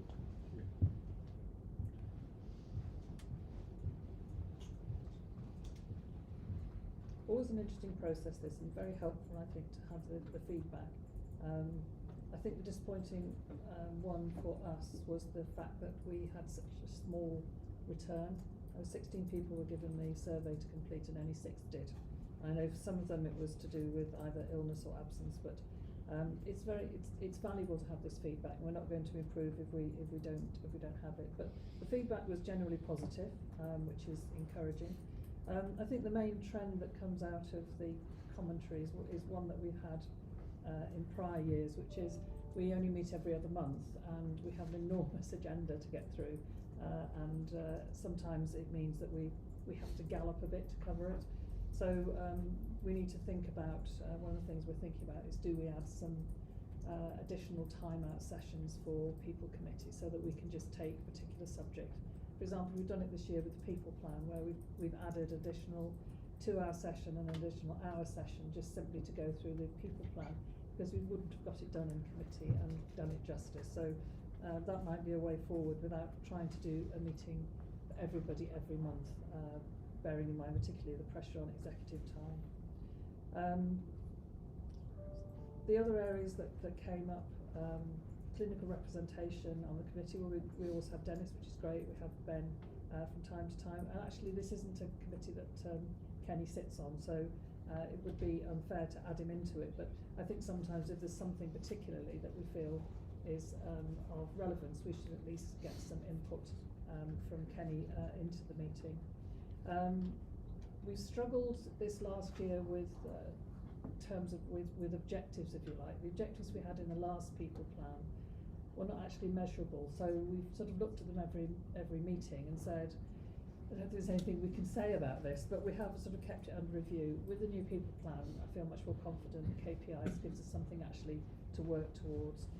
We also said it would be nice if we could meet face to face a couple of times a year, because I think endlessly on Teams doesn't encourage the sort of interaction around the committee that's useful. Even the coffee break, you can clear an awful lot of things up in a coffee break, can't you? So I think that was fine. The audit committee's looked at it. I'm sure that if Phil has any comments, he'll let me have the overall disappointing response in terms of numbers, good response in terms of content, but some things we can look at to change going forward. Thank you, Janet. Do you want to take questions at each point, or yes, I think we should. Anybody got any reaction or questions to Janet's report? Well, I could raise this at any point really, but it's just in response to Janet's point about not enough respondents, and I just wondered if there'd been a bit of confusion about that, because actually most of the committees only have 6 members, don't they? And then there's attendees, and I just wondered whether it's possible that some of the attendees hadn't realised that they were supposed to be responding. You're going to tell me that's not the case, No, aren't you? you're absolutely right. All right, okay. Because I think the response to all of them is not what we would like.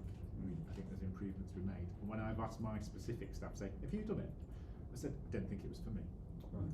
Well, so you make that message clearer. Yeah, and I said, well, it was sent to you. That was the whole point, because last year it wasn't sent to the people that were meant to do it. So we just need to read well, that's the a message. quick win, isn't it? It is. Yeah, good. I think this isn't something we've done comprehensively before, is it? We've done it each year, but we've gone into further detail this time. Yeah, okay. And not everybody's caught up with, kept up with that change. No, I haven't. That's why I don't very hard to relate. But you know, it's a very healthy and encouraging thing to do, and it does spotlight areas where we need to make further progress. So, as an exercise, it's really important.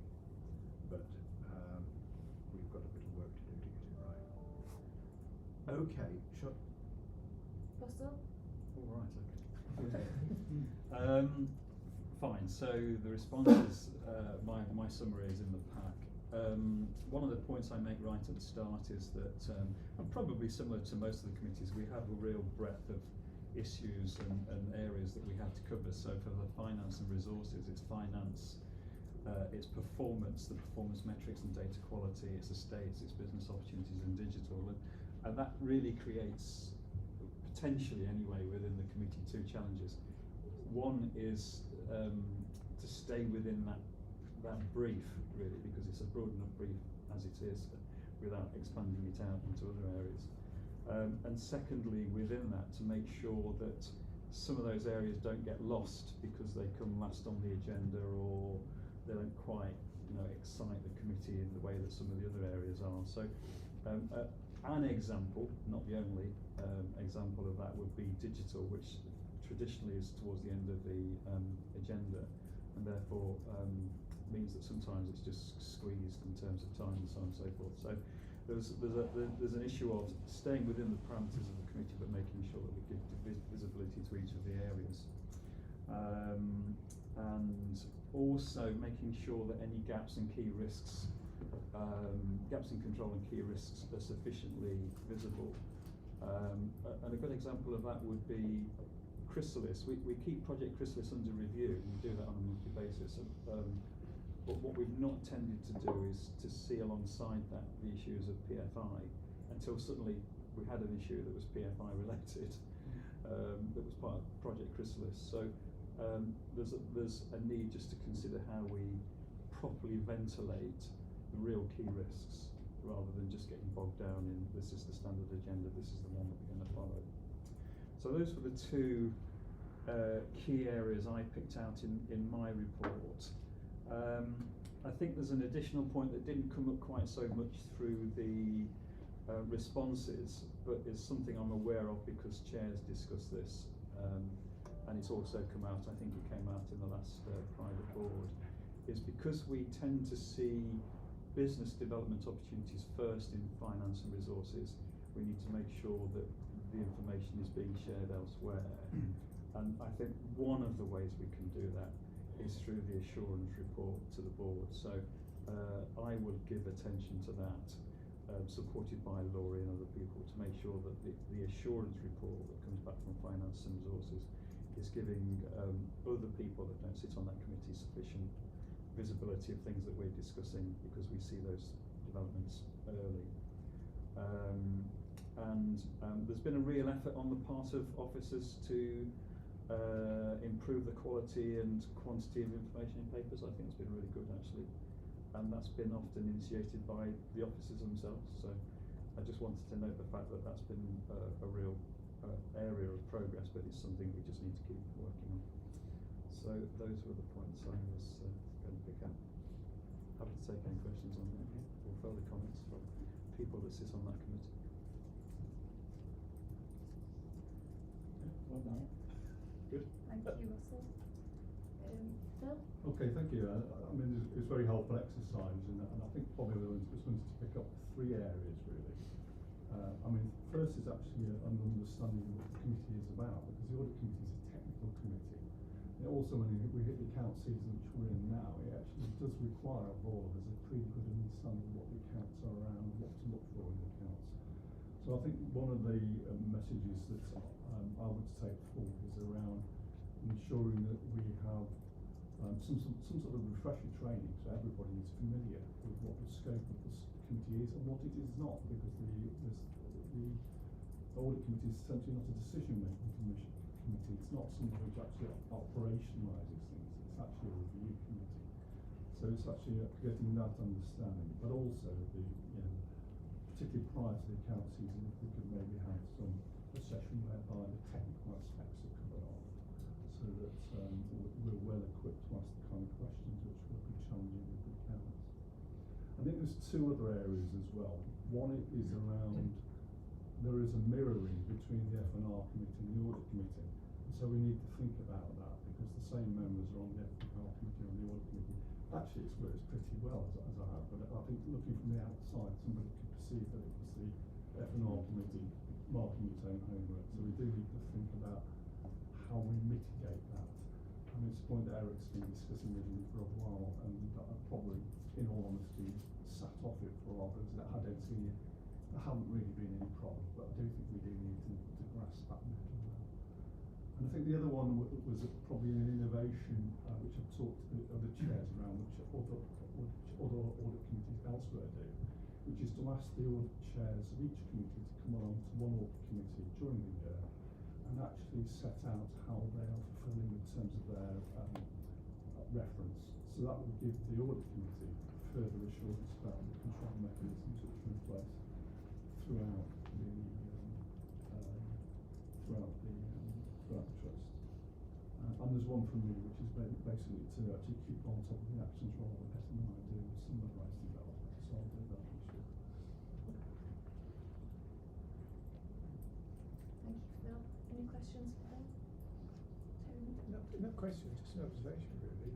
The audit committee is the only committee where it has external representation as part of the committee, isn't it? Yes, you're right. Would that change the dynamics No, of you're right. the committee? Yeah, that's a good point. It is, and it'd be good to get their views out of it. I don't know whether we've got any feedback from our external and into our external. Were they invited to complete the effectiveness review? Lisa might have to divert to you for that. They were, yes. They were. I guess there was a comment about the length of the audit reports and whether we could have better summaries. I mean, I'm content with the length of them because I think a lot of the detail, but I think the summaries could be more helpful. I suppose on that point, Phil, we are in the process of changing to a new set of internal auditors, and we will have their new style and all the rest of it, so we perhaps need to feed that into them when they start this. Thanks, Phil. Patrick? Just before you do, just careful with the cable. Yeah, the microphone. Thank you.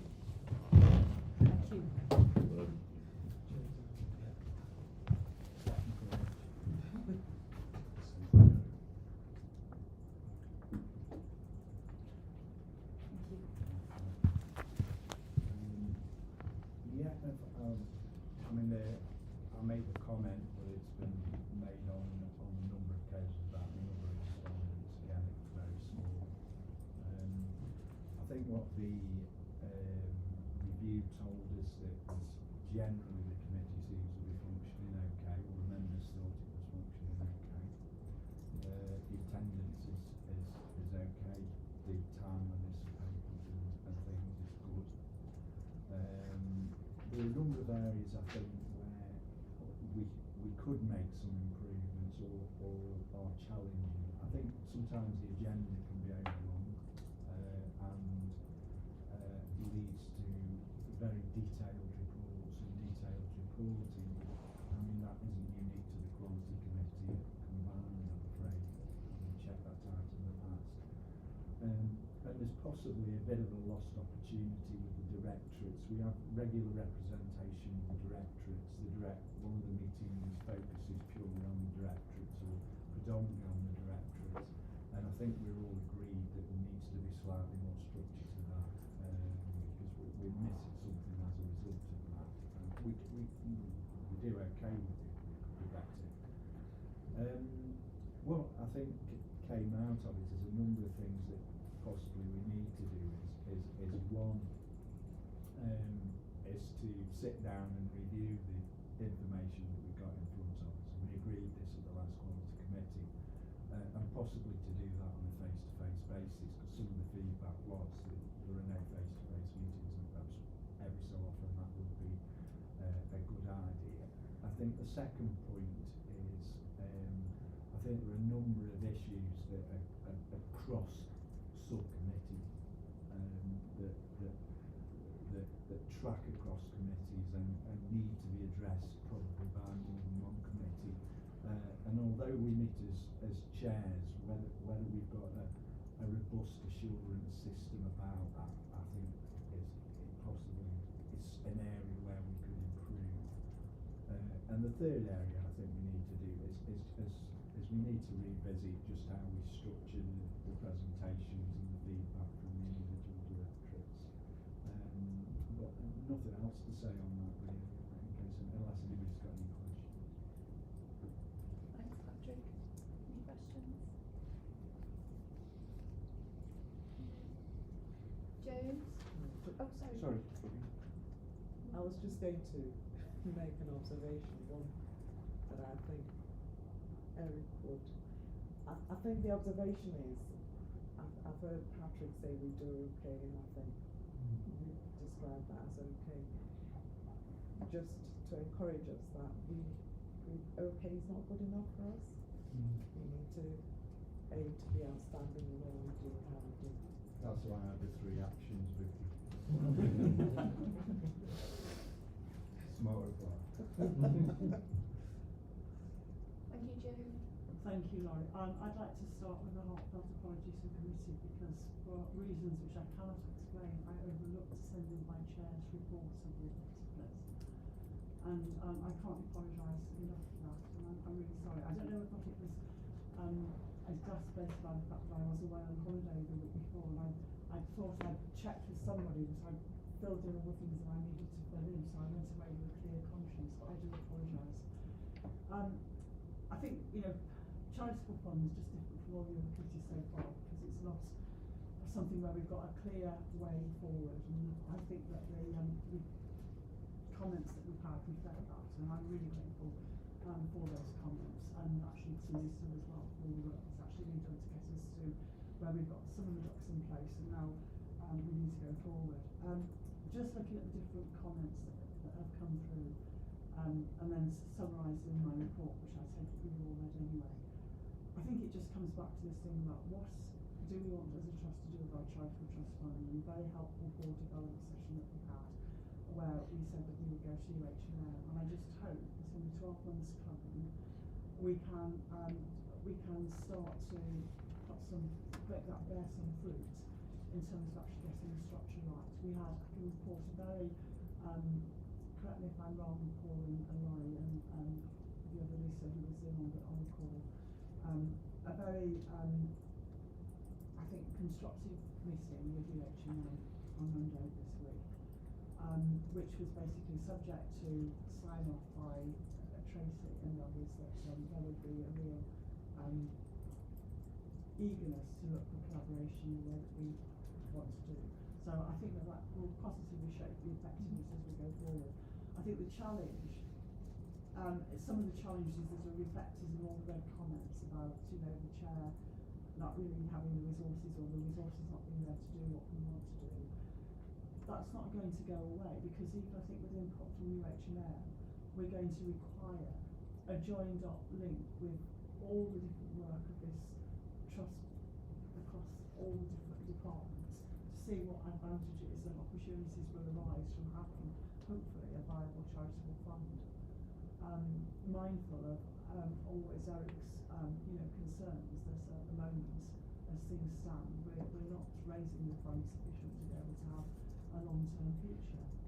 So I think we're very clear what the barriers are now.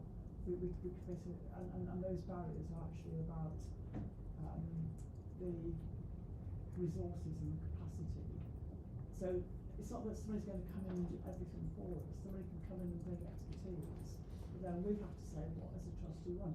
And I think that the committee effectiveness responses that we've had, they highlight the fact that we haven't got a clear sense of, we don't know what self-purpose or what priority is.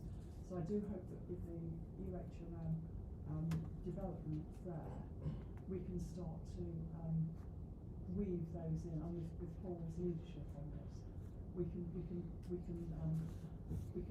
that in and be more very specific. But I think there are opportunities, but I think we need to get a priority as to what we want to do with it. What do we want to do raising money for? And that involves all of us, not just the charity fund committee as such. Thank you, June. Any questions for June? Great. I've skipped somebody very special. Well, no, I was enjoying that. Remco, shall we just talk about Remco for a minute? Oh, sorry. No, go on. No. It's a general comment, so go on to Remco. Sorry, David. All right. Not hanging over me.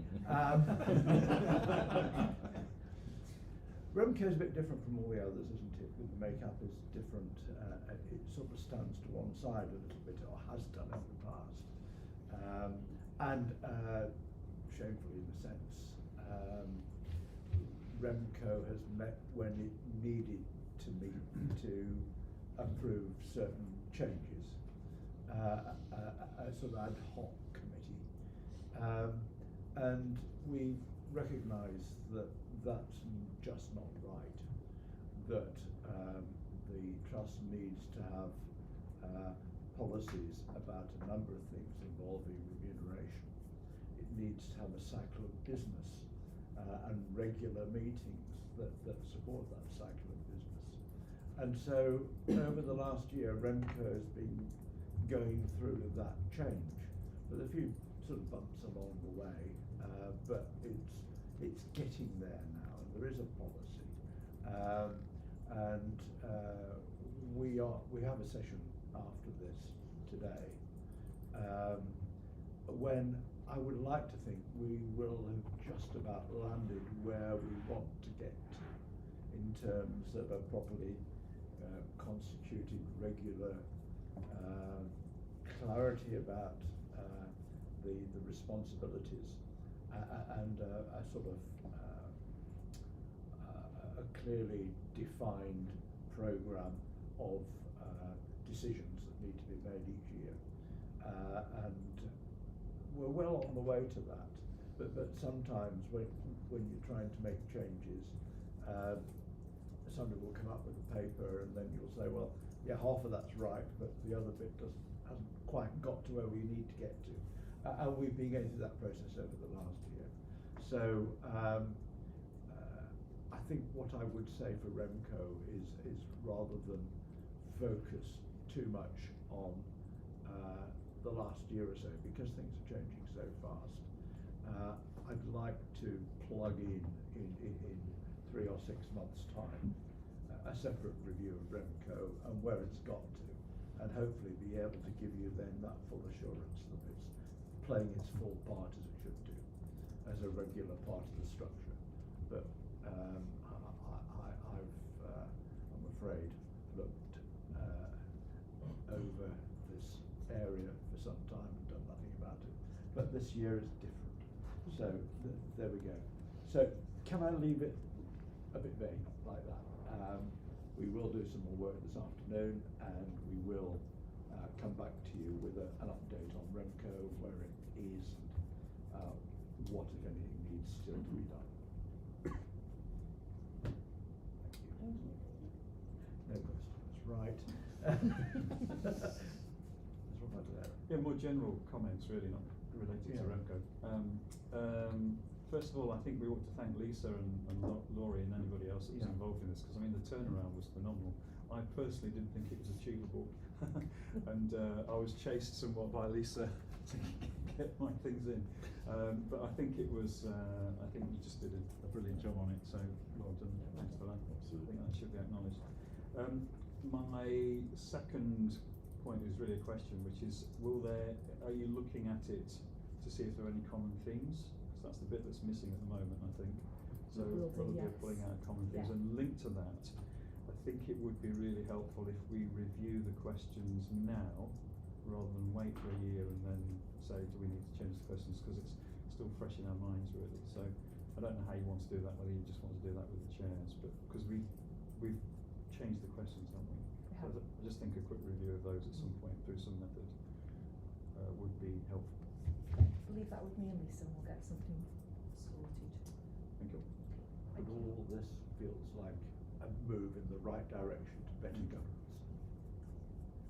Just really an observation that we have very long gaps between reviewing our performance as board, and Russell will know this because he sat on the same board as I do in the past, where we ask each board, we give randomly a questionnaire for people to fill on just feedback on how the board meeting went for the chair and the chief executive. And I think it's really valuable, because otherwise you and having chaired the board occasionally, you chair the board and everybody goes, thanks very much, and you think, well, how was that, anybody? So I think it's just really helpful, I think, sometimes to say what we feel goes well around the board table, because it allows us to develop a sort of different relationship when we're in a meeting than we have out of the meeting. So just a thought, I think, for rounding this off, but the cherry on the top is, should we be looking at how we act in our own committee, if you know? It's a good point, Janice. Yeah. Pick that up. Right. Okay. I think we need to try and move on if we can, because we're a little bit behind on the pace. We're over to Patrick, aren't we, on the policy committee now? Yeah, this is the regular report to the Trust Board and the Quality Committee, and it's, as members of the board know, it's a bi-monthly cycle between things that are more trust-wide and things that are more directorate-wide, and this was the more trust-wide. I mean, the meeting started with a patient story that we've had this morning, which, I mean, I don't really want to say anything else on it. It was just excellent and set the sort of framework for the meeting. If you're looking at the report, there's a number of items that really provide information to the committee. The first being some information about the system, which is report by exception, and there was a potential incident there related to IT that was resolved very quickly, so I won't dwell on it. The CQC update, I think, is quite important, given that it demonstrates how, as an organisation, we try and learn from what other organisations have experienced around CQC, and certainly very close to us, the CQC have been very active in Staffordshire, so we've been reviewing some of our practices to see how we compare it and how we seek assurance in terms of issues that may be common across the patch, really. We had a very helpful presentation. It's the second presentation we've had on the patient safety incident response framework. This is a fairly major change, really, nationally, to the way that we trust and organisations will look at patient safety and look at how we manage incidents, how we report incidents, and how we review those incidents. And I think we gained some assurance there that the project and the programme is well in hand. And we did get a briefing on the clinical situation at the Darwin Centre, but I'm not going to go into any more detail as a morning round. I can give further information this afternoon if necessary. We scrutinised a number of, and just so I think it's added assurance to the board, we scrutinised a number of reports that have been here this morning, so we considered safe staffing, safeguarding, the SUI report, the mortality surveillance, as well as the committee effectiveness of the board. In terms of assurance, you'll note the summaries around learning from experience, infection prevention and control, the annual report around restrictive practice, and there are some clear links between learning from experience and restrictive practice, because the former tells us about the number of incidents we have, the latter tells us about how we manage particularly violence, seclusion, rapid tranquilisation of the organisation, and it gives in my view, gives a high level of assurance about how that's done and how we're able to be assured about what we're doing for the benefit of patients, but also in terms of professional and statutory requirements that we may have. And in terms of infection prevention and control, I suppose the major issue that we picked up was sort of disappointing the number of vaccinations this year, which has been a national issue. We approved the quality account, which all members of the board have had sight of. And in terms of reviewing, we reviewed the risk register and the ICPR, and also I'm asking if the board can approve the policy. There's one policy for 3 years, which is to do with psychotic medication, if my memory serves me correctly, a high dose antipsychotic therapy. If the board could approve that or ratify that and minute it accordingly. I've nothing else to say. If any colleagues or anything that were also at the committee, any other comments, that'd be very welcome. And happy to try and answer any questions that anybody may have. Thanks ever so much. Any questions for us? Yes, sorry. Thank you for the report, tunnel vision. Patrick. I was interested in what the learning from experience report, where you say there's been a very marked increase in violence and aggressive incidents within 2 to 4, which is largely the result of a small number of patients. Could you say something about the nature of those incidents and how we're seeking to address and mitigate potential for that continuing in the future?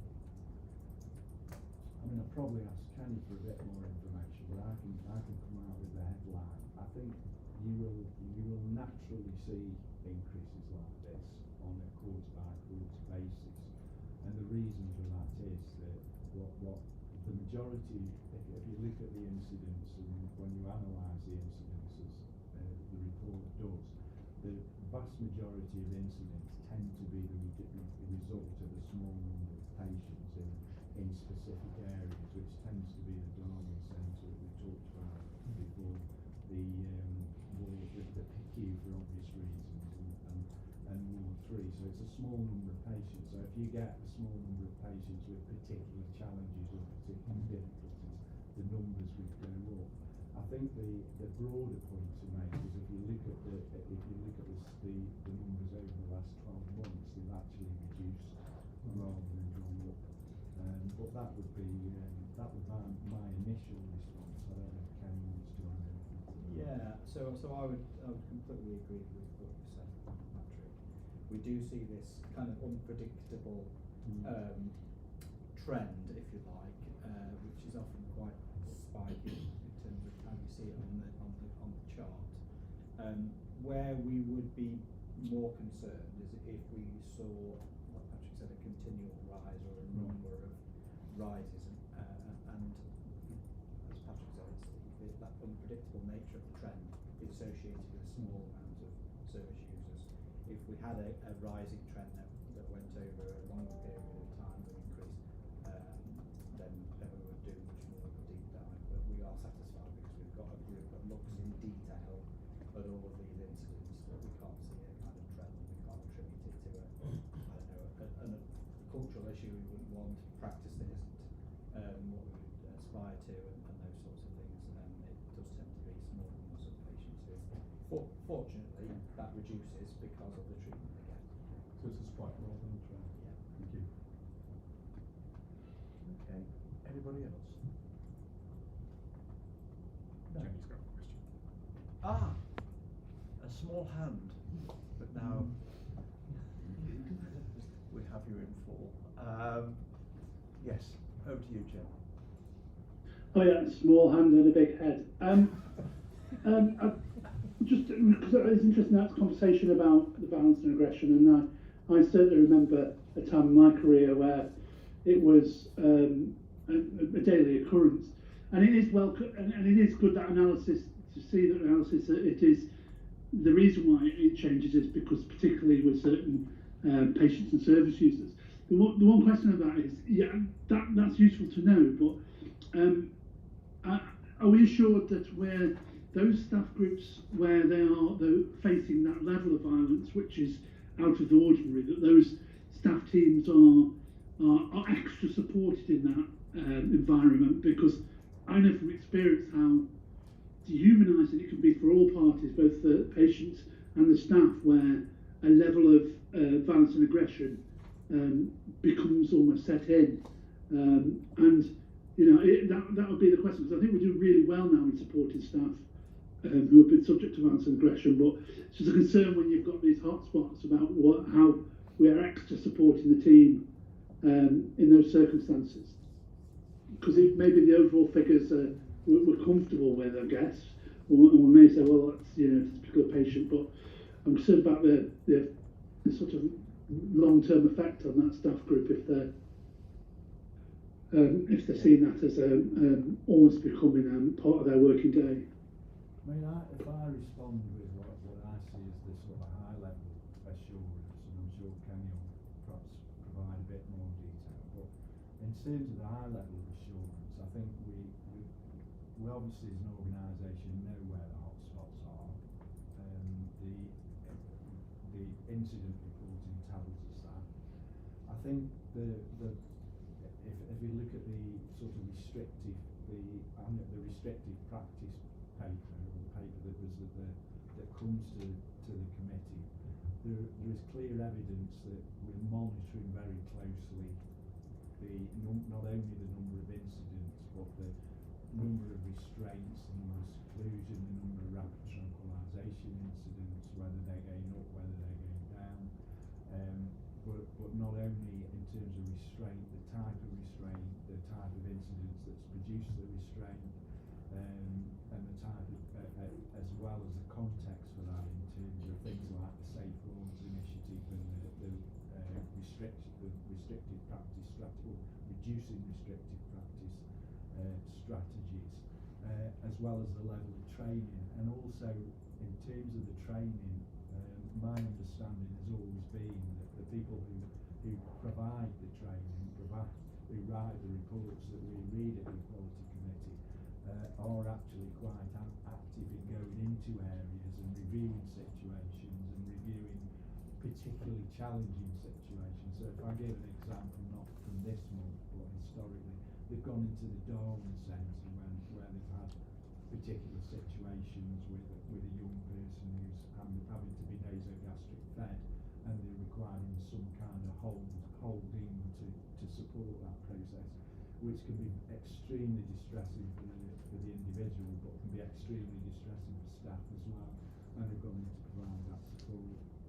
So that would be my sort of high level assurance as chair of the committee. I don't know if you want to answer that, Jenny. Yeah, thanks. And Jenny, I completely agree. You know, we want to be in an environment where staff do not get assaulted, and we want to be in an environment where we do not have to use restrictive practices. And I think that's got to be our standpoint. And culturally, we need to be there. Now we you know, I think that's a long-term ambition, isn't it? We've got some way to go, but where we are at the moment is we do treat every individual incident where this happens as exceptional. Culturally, we have to be in that place where we treat it that way, and we have to respond to it, because you're right.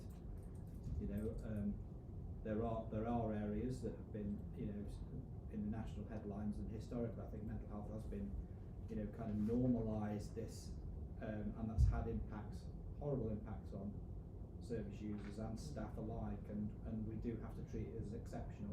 And we've got the measures, as you know, around debrief, access to psychological support and wellbeing support, and I think we need to continue to push that. And we've also got, as Patrick mentioned, a strategy for reducing restrictive practice, and we're also doing some additional assurance on how we can reduce the likelihood of staff being assaulted, and again, we're in the middle of doing that review, and that's something I want to see us do and reflect upon annually as well, so that we're really driving as much as we can. Thank you. Okay. Before we leave your report, Patrick, we've got a policy to approve, a medication policy. Yeah. So I'm assuming that will go through without objection. Yeah. Good. Thank you. It's actually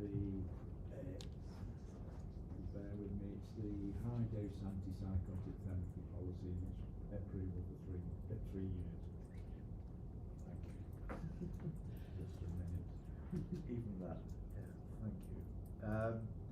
Let's move on, because we're a bit behind schedule. Eric, IQPR.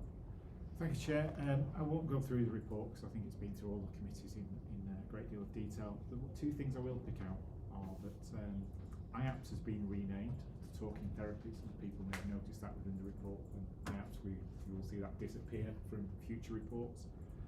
And the other thing I want to raise was just the data warehouse and the data quality and maturity index, which did drop as we implemented it in around the March time to less than 20%, but we're now back up to 80% plus the numbers for previous months of the year, so that will continually rise until we get back to where we were, which was around about 95% from recollection, where we score extremely highly compared to any benchmark around.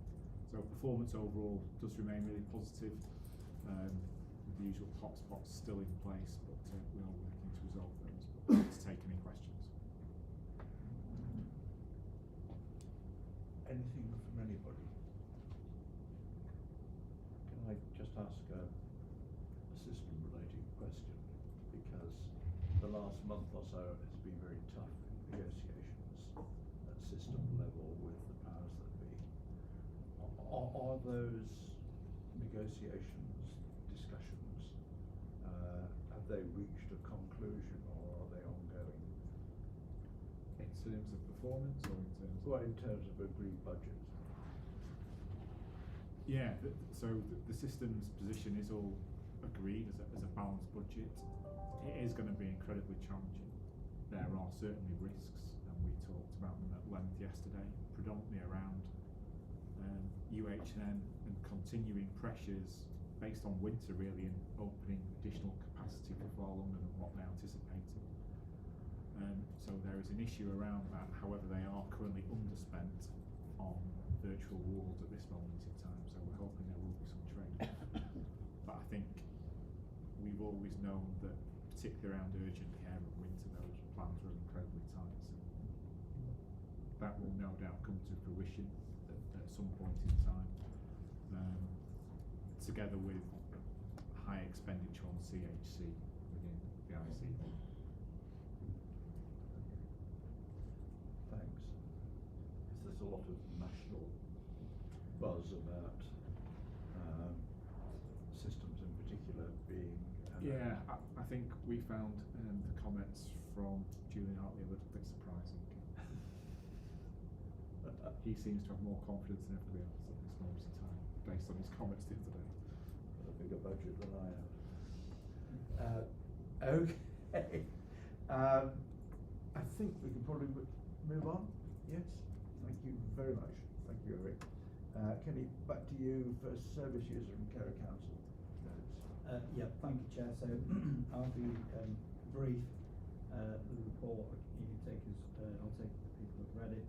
A couple of things to pull out of the report, which are really positive, and we're starting to see the fruit of some of the endeavours that we've put in, particularly around the growth of our peer support workers. You can see there areas that are developing posts and employing people with experience in them.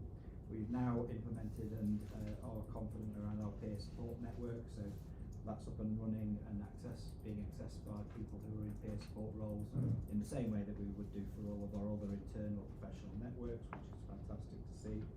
Co-production being embedded, really, so one thing I just wanted to pull out is about improving our policy position. So we are streamlining our policy, which we'll see come through our governance in the short period of time, to ensure that people who wish to volunteer, to work on projects, to do a number of different things across the organisation, rather than being in paid employment, are able to do that in a more streamlined way, access financial support for doing so, and generally be supported so that they don't feel the burden of that volunteering process to offer their lived experience, which is a really important function that we can help them with. So they're the things that I wanted to pull out of the report. Again, I'm happy to answer questions. Anything from anybody on Service User? Yes. Really just a parallel question. The Youth Council, when do we actually see a report on the activities of the Youth Council? Because, I probably should know, but it seems quite a long time since we... So we don't report it separately, Tony. We if there are things that come through the Youth Council, in the same way as our Learning Disability Group, if there are specific things that come through here that we think the board would be interested in, we include them, but we haven't got anything this month. But again, happy to pick things up as they arise. Obviously these forums exist and continue to do the work, but we don't necessarily show them here. I suppose the question is, should we have a section within this report every month in terms of what the Youth Council does? Because if it's not part of the, let's say, the layout of the report, it often gets overlooked. I'm happy to include it. I mean, the only issue I would say is we've got a number of different areas that all have, whether you call them councils, but lived experience forums. It might become quite a long report, but I'm happy to include, in the next board meeting perhaps. On those maybe a monthly cycle that covers them all over 3 or 4 months. Yeah, absolutely. I can take that away. Yeah, I'm just conscious of the fact that, you know, CAMS is a significant area that we do report on.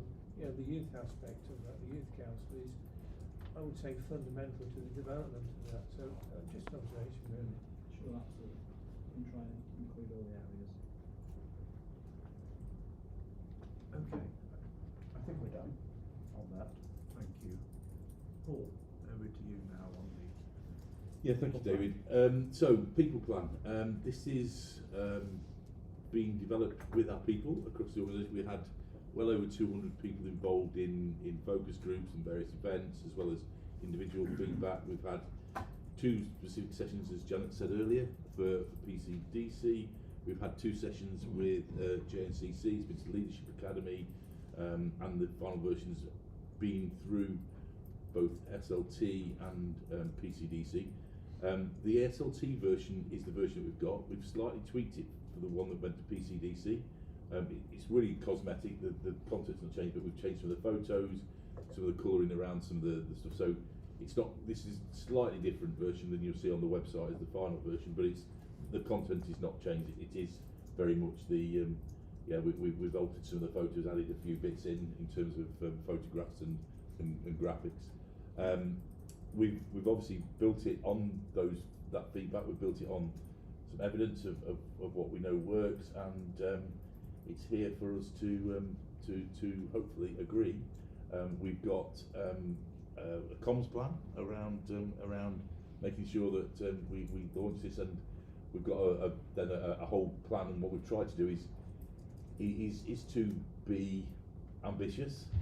Russell's and we've had a heroic was Russell's in some areas, but we felt that it was important to have some real ambition over the next 5 years as to how we're going to deliver better experience for our people, improve those fill rates, as you know, Kenny talked about in terms of obviously our clinical teams, but broader than that, over the next 5 years, and how we're going to really start to benchmark, not just within the NHS, but look externally at how well we're doing as an employer, and that satisfaction of the people that work for us and with us, to get that into a good place, of which, again, as we mentioned a couple of times, things like yesterday's long service awards are part of that process of recognition, as many other things that we're doing.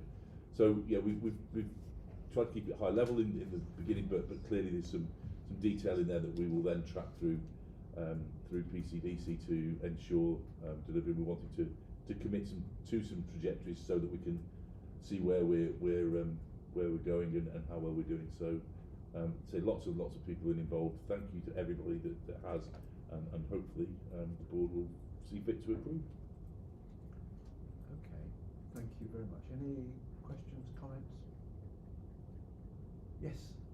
Paul, just picking up on Janet's point earlier about the last one, actually, people have engaged with this time around having trajectories and things that they can point at or aspire to in terms of numbers. I think is really helpful, and we know some of them are challenged, and I suppose our employees remember that in 5 years' time when to reflect that we were being heroic, but that's something we shouldn't push for.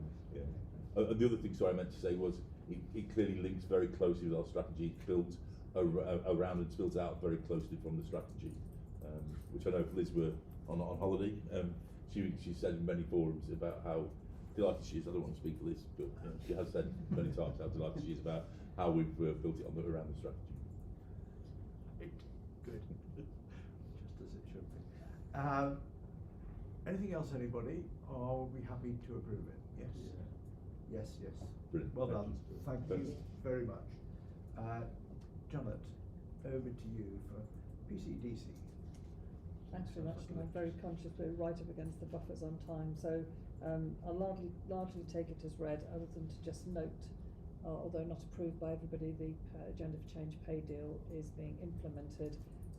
Not to underestimate the amount of effort in doing that, because as with the previous pay deal, it's rather perverse in its design, and it means all sorts of unintended consequences, and you'll note that support is being given to those who might find themselves with a lump sum falling out of receipt of other state benefits, etc. So all that has to be accommodated. I won't comment on the industrial action because it's already been covered. In terms of advise, as you know, we've discussed our effectiveness plan at the committee, and that was helpful to have that open discussion and feedback. People plan that we've just gone through, it's taken a lot of our time and attention, as it has everybody else's, but absolutely worthwhile. I think it's worth noting the number of referrals to the Welfare Hub continues to be high, and we ought not to ignore that. It's a litmus test of how our people are feeling, but it's also great that we've got that facility there to accommodate and support people and redirect them to other services as required. And we must keep our focus on that. We don't want to lose that facility. We also had an interesting paper on NHS pension reforms. I know that sounds a bit sad, but actually they are quite important. I'm still not sure we understand all we need to understand, but it's on our personal development plan, doesn't it, Paul? It certainly is. We're going to understand it more. We were going to do some work around civility and just restorative culture this afternoon, which I think may have to be deferred, but actually that's a really interesting piece of work that we're now launching on, and will start to underpin and support our already good culture here, give people tools to help them to make that easier and embed it in the way that we do everything. The Assure points are very much as previous months, but very happy to take any questions on those. And just to note, there are some policy approval items right at the end. So resolution of grievance and dispute policy, a recognition agreement, and new starters relocation policy. And I would just like to celebrate the fact that we now have no outstanding complaints. Hurrah. Thank you. Okay. Any questions? Anybody? Janet? Just the policy approval. So the policy approvals. Thank you. Resolution of grievance and dispute. Recognition agreement. What's that mean? The fact that we recognise the trade unions in negotiations. Thank you. Yeah. Don't turn that one down. No. Right, thank you. I'm obliged. And new starters relocation policy. Yes, I can imagine what that is. Are we happy with those? Yes. Thank you. Good. That's a relief. Thank you. And thank you, Janet. Finance, Eric. Last but not least, almost. Thank you, Chair. Performance in month 1 is really good. We're absolutely on plan. And a little bit of insight with the same for month 2. Because we've just reported the numbers this morning.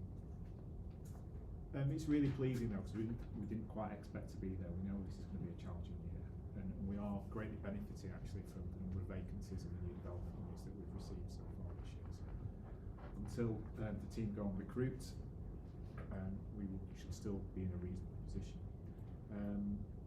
We've actually achieved a better payment practice code as well this month, which has been a bit of a challenge for us, certainly over the last 6 months of last year. So hopefully we're in a good position to continue for the rest of the year.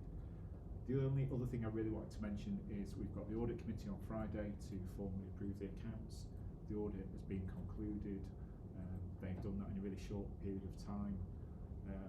Hopefully, as you would expect, it's a really clean audit report. I know that will come through in future months, but I'm extremely pleased with the team. I'm really proud of them because it has been done in a really short period of time, working with our auditors for the 2nd year in a row. They've been on site.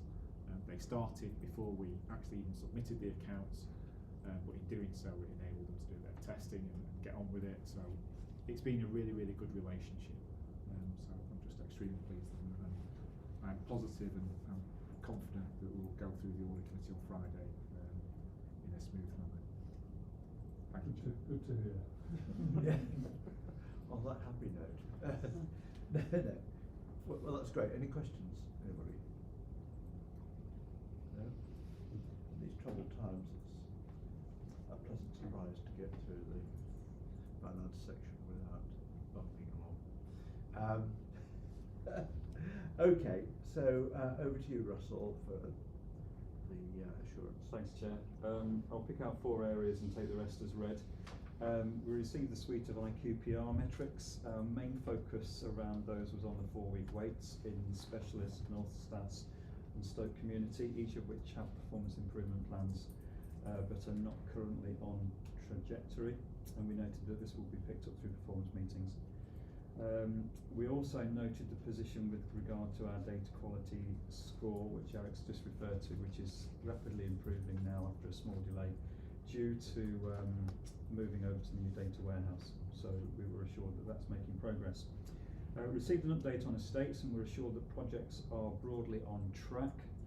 And we also received an update on the point that we discussed in private board last time we met, which is the water temperatures across the Heartland site, and noted that that's making progress, as good progress as is possible in a tricky set of circumstances. In terms of finances, we were only looking at month one, again as Eric has just alluded to, so no great trends at this point. Things are on track broadly where they should be, and so we were assured of good progress there. And the final point I want to pick out is business opportunities. There were 3 parts to this. We received an update on the vertical integration of the Keele GP practice integration, and we were assured that that's progressing well. We previously received information about a consortium bid that we are part of for the new Inclusive Employability Hub in Stoke-on-Trent. We were told that there are now 21 bids for that project, so we're entering a very competitive environment with the consortium that we're with, but we've managed to get through to round 2, so that's making progress. And finally, we were alerted to the fact that Stoke-on-Trent City Council have started soft market testing with potential providers on the re-tendering of the council's substance misuse service, and that's clearly something that we're keen to continue to be part of, and it looks like the tender for that will come out sometime in the autumn, so we'll receive further updates about that as we go. So that's all I was going to cover, Chair, and I'm happy to take questions. Okay. Any questions for us?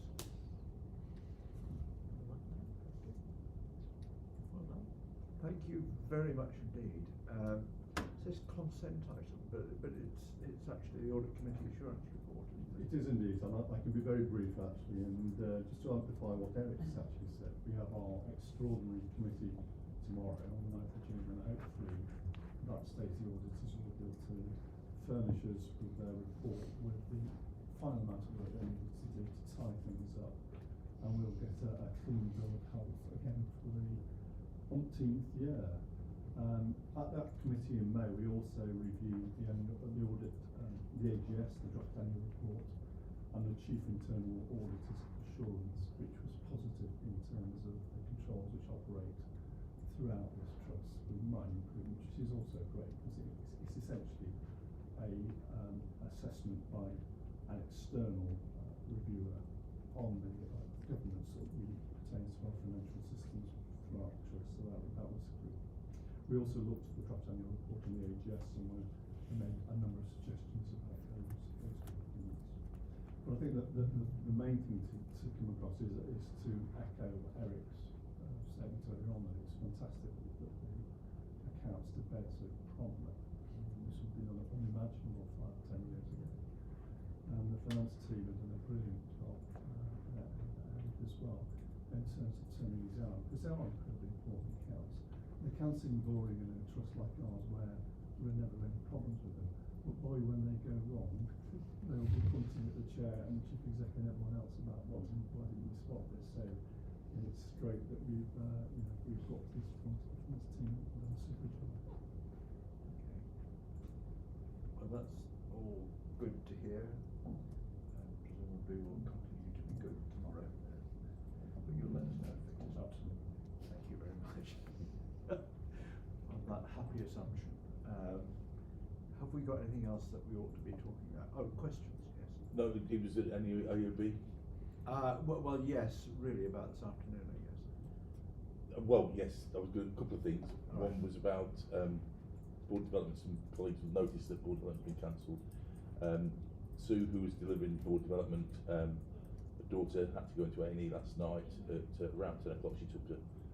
We were actually out for a meal to carry myself, Gaynor, and got a call, had to go drop everything, went to take her to A&E, and she was still there.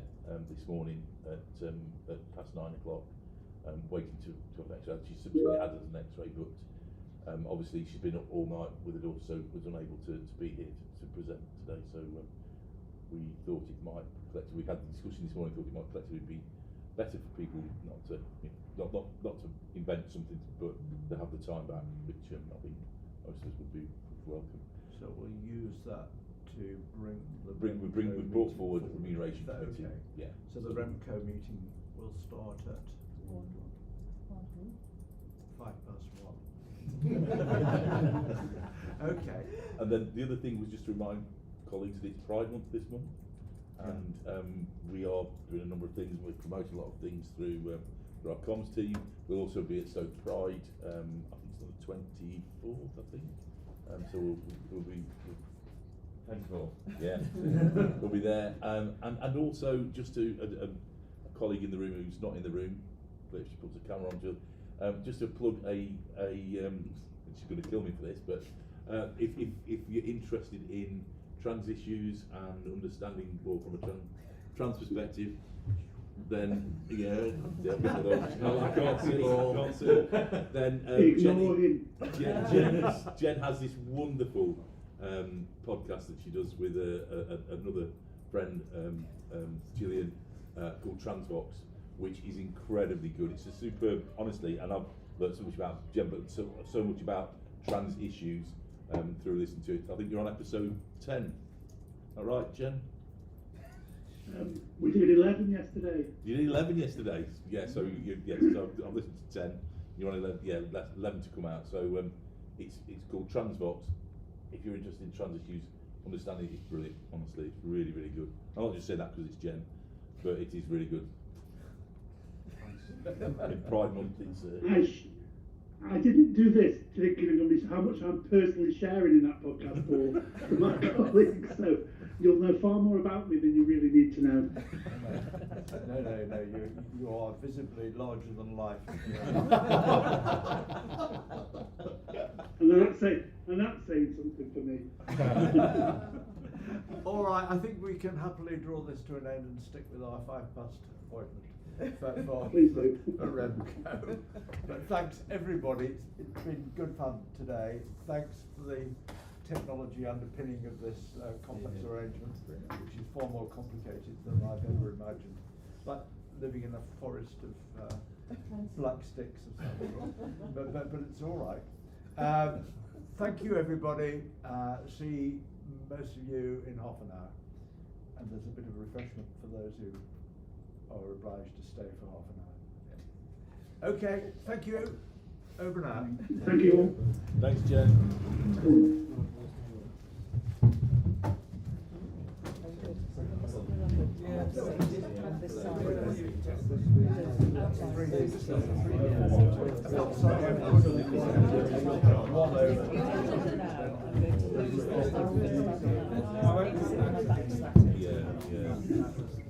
Right. I know Jamie's worried about it. The day So that one,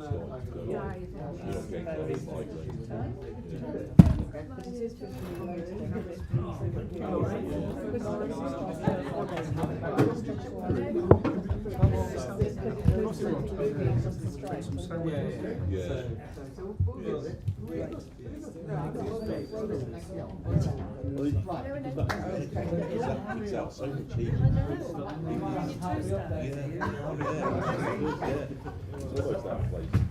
the one down here by me?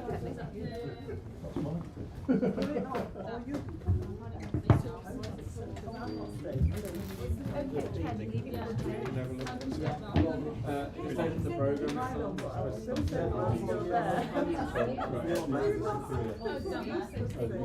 Sorry.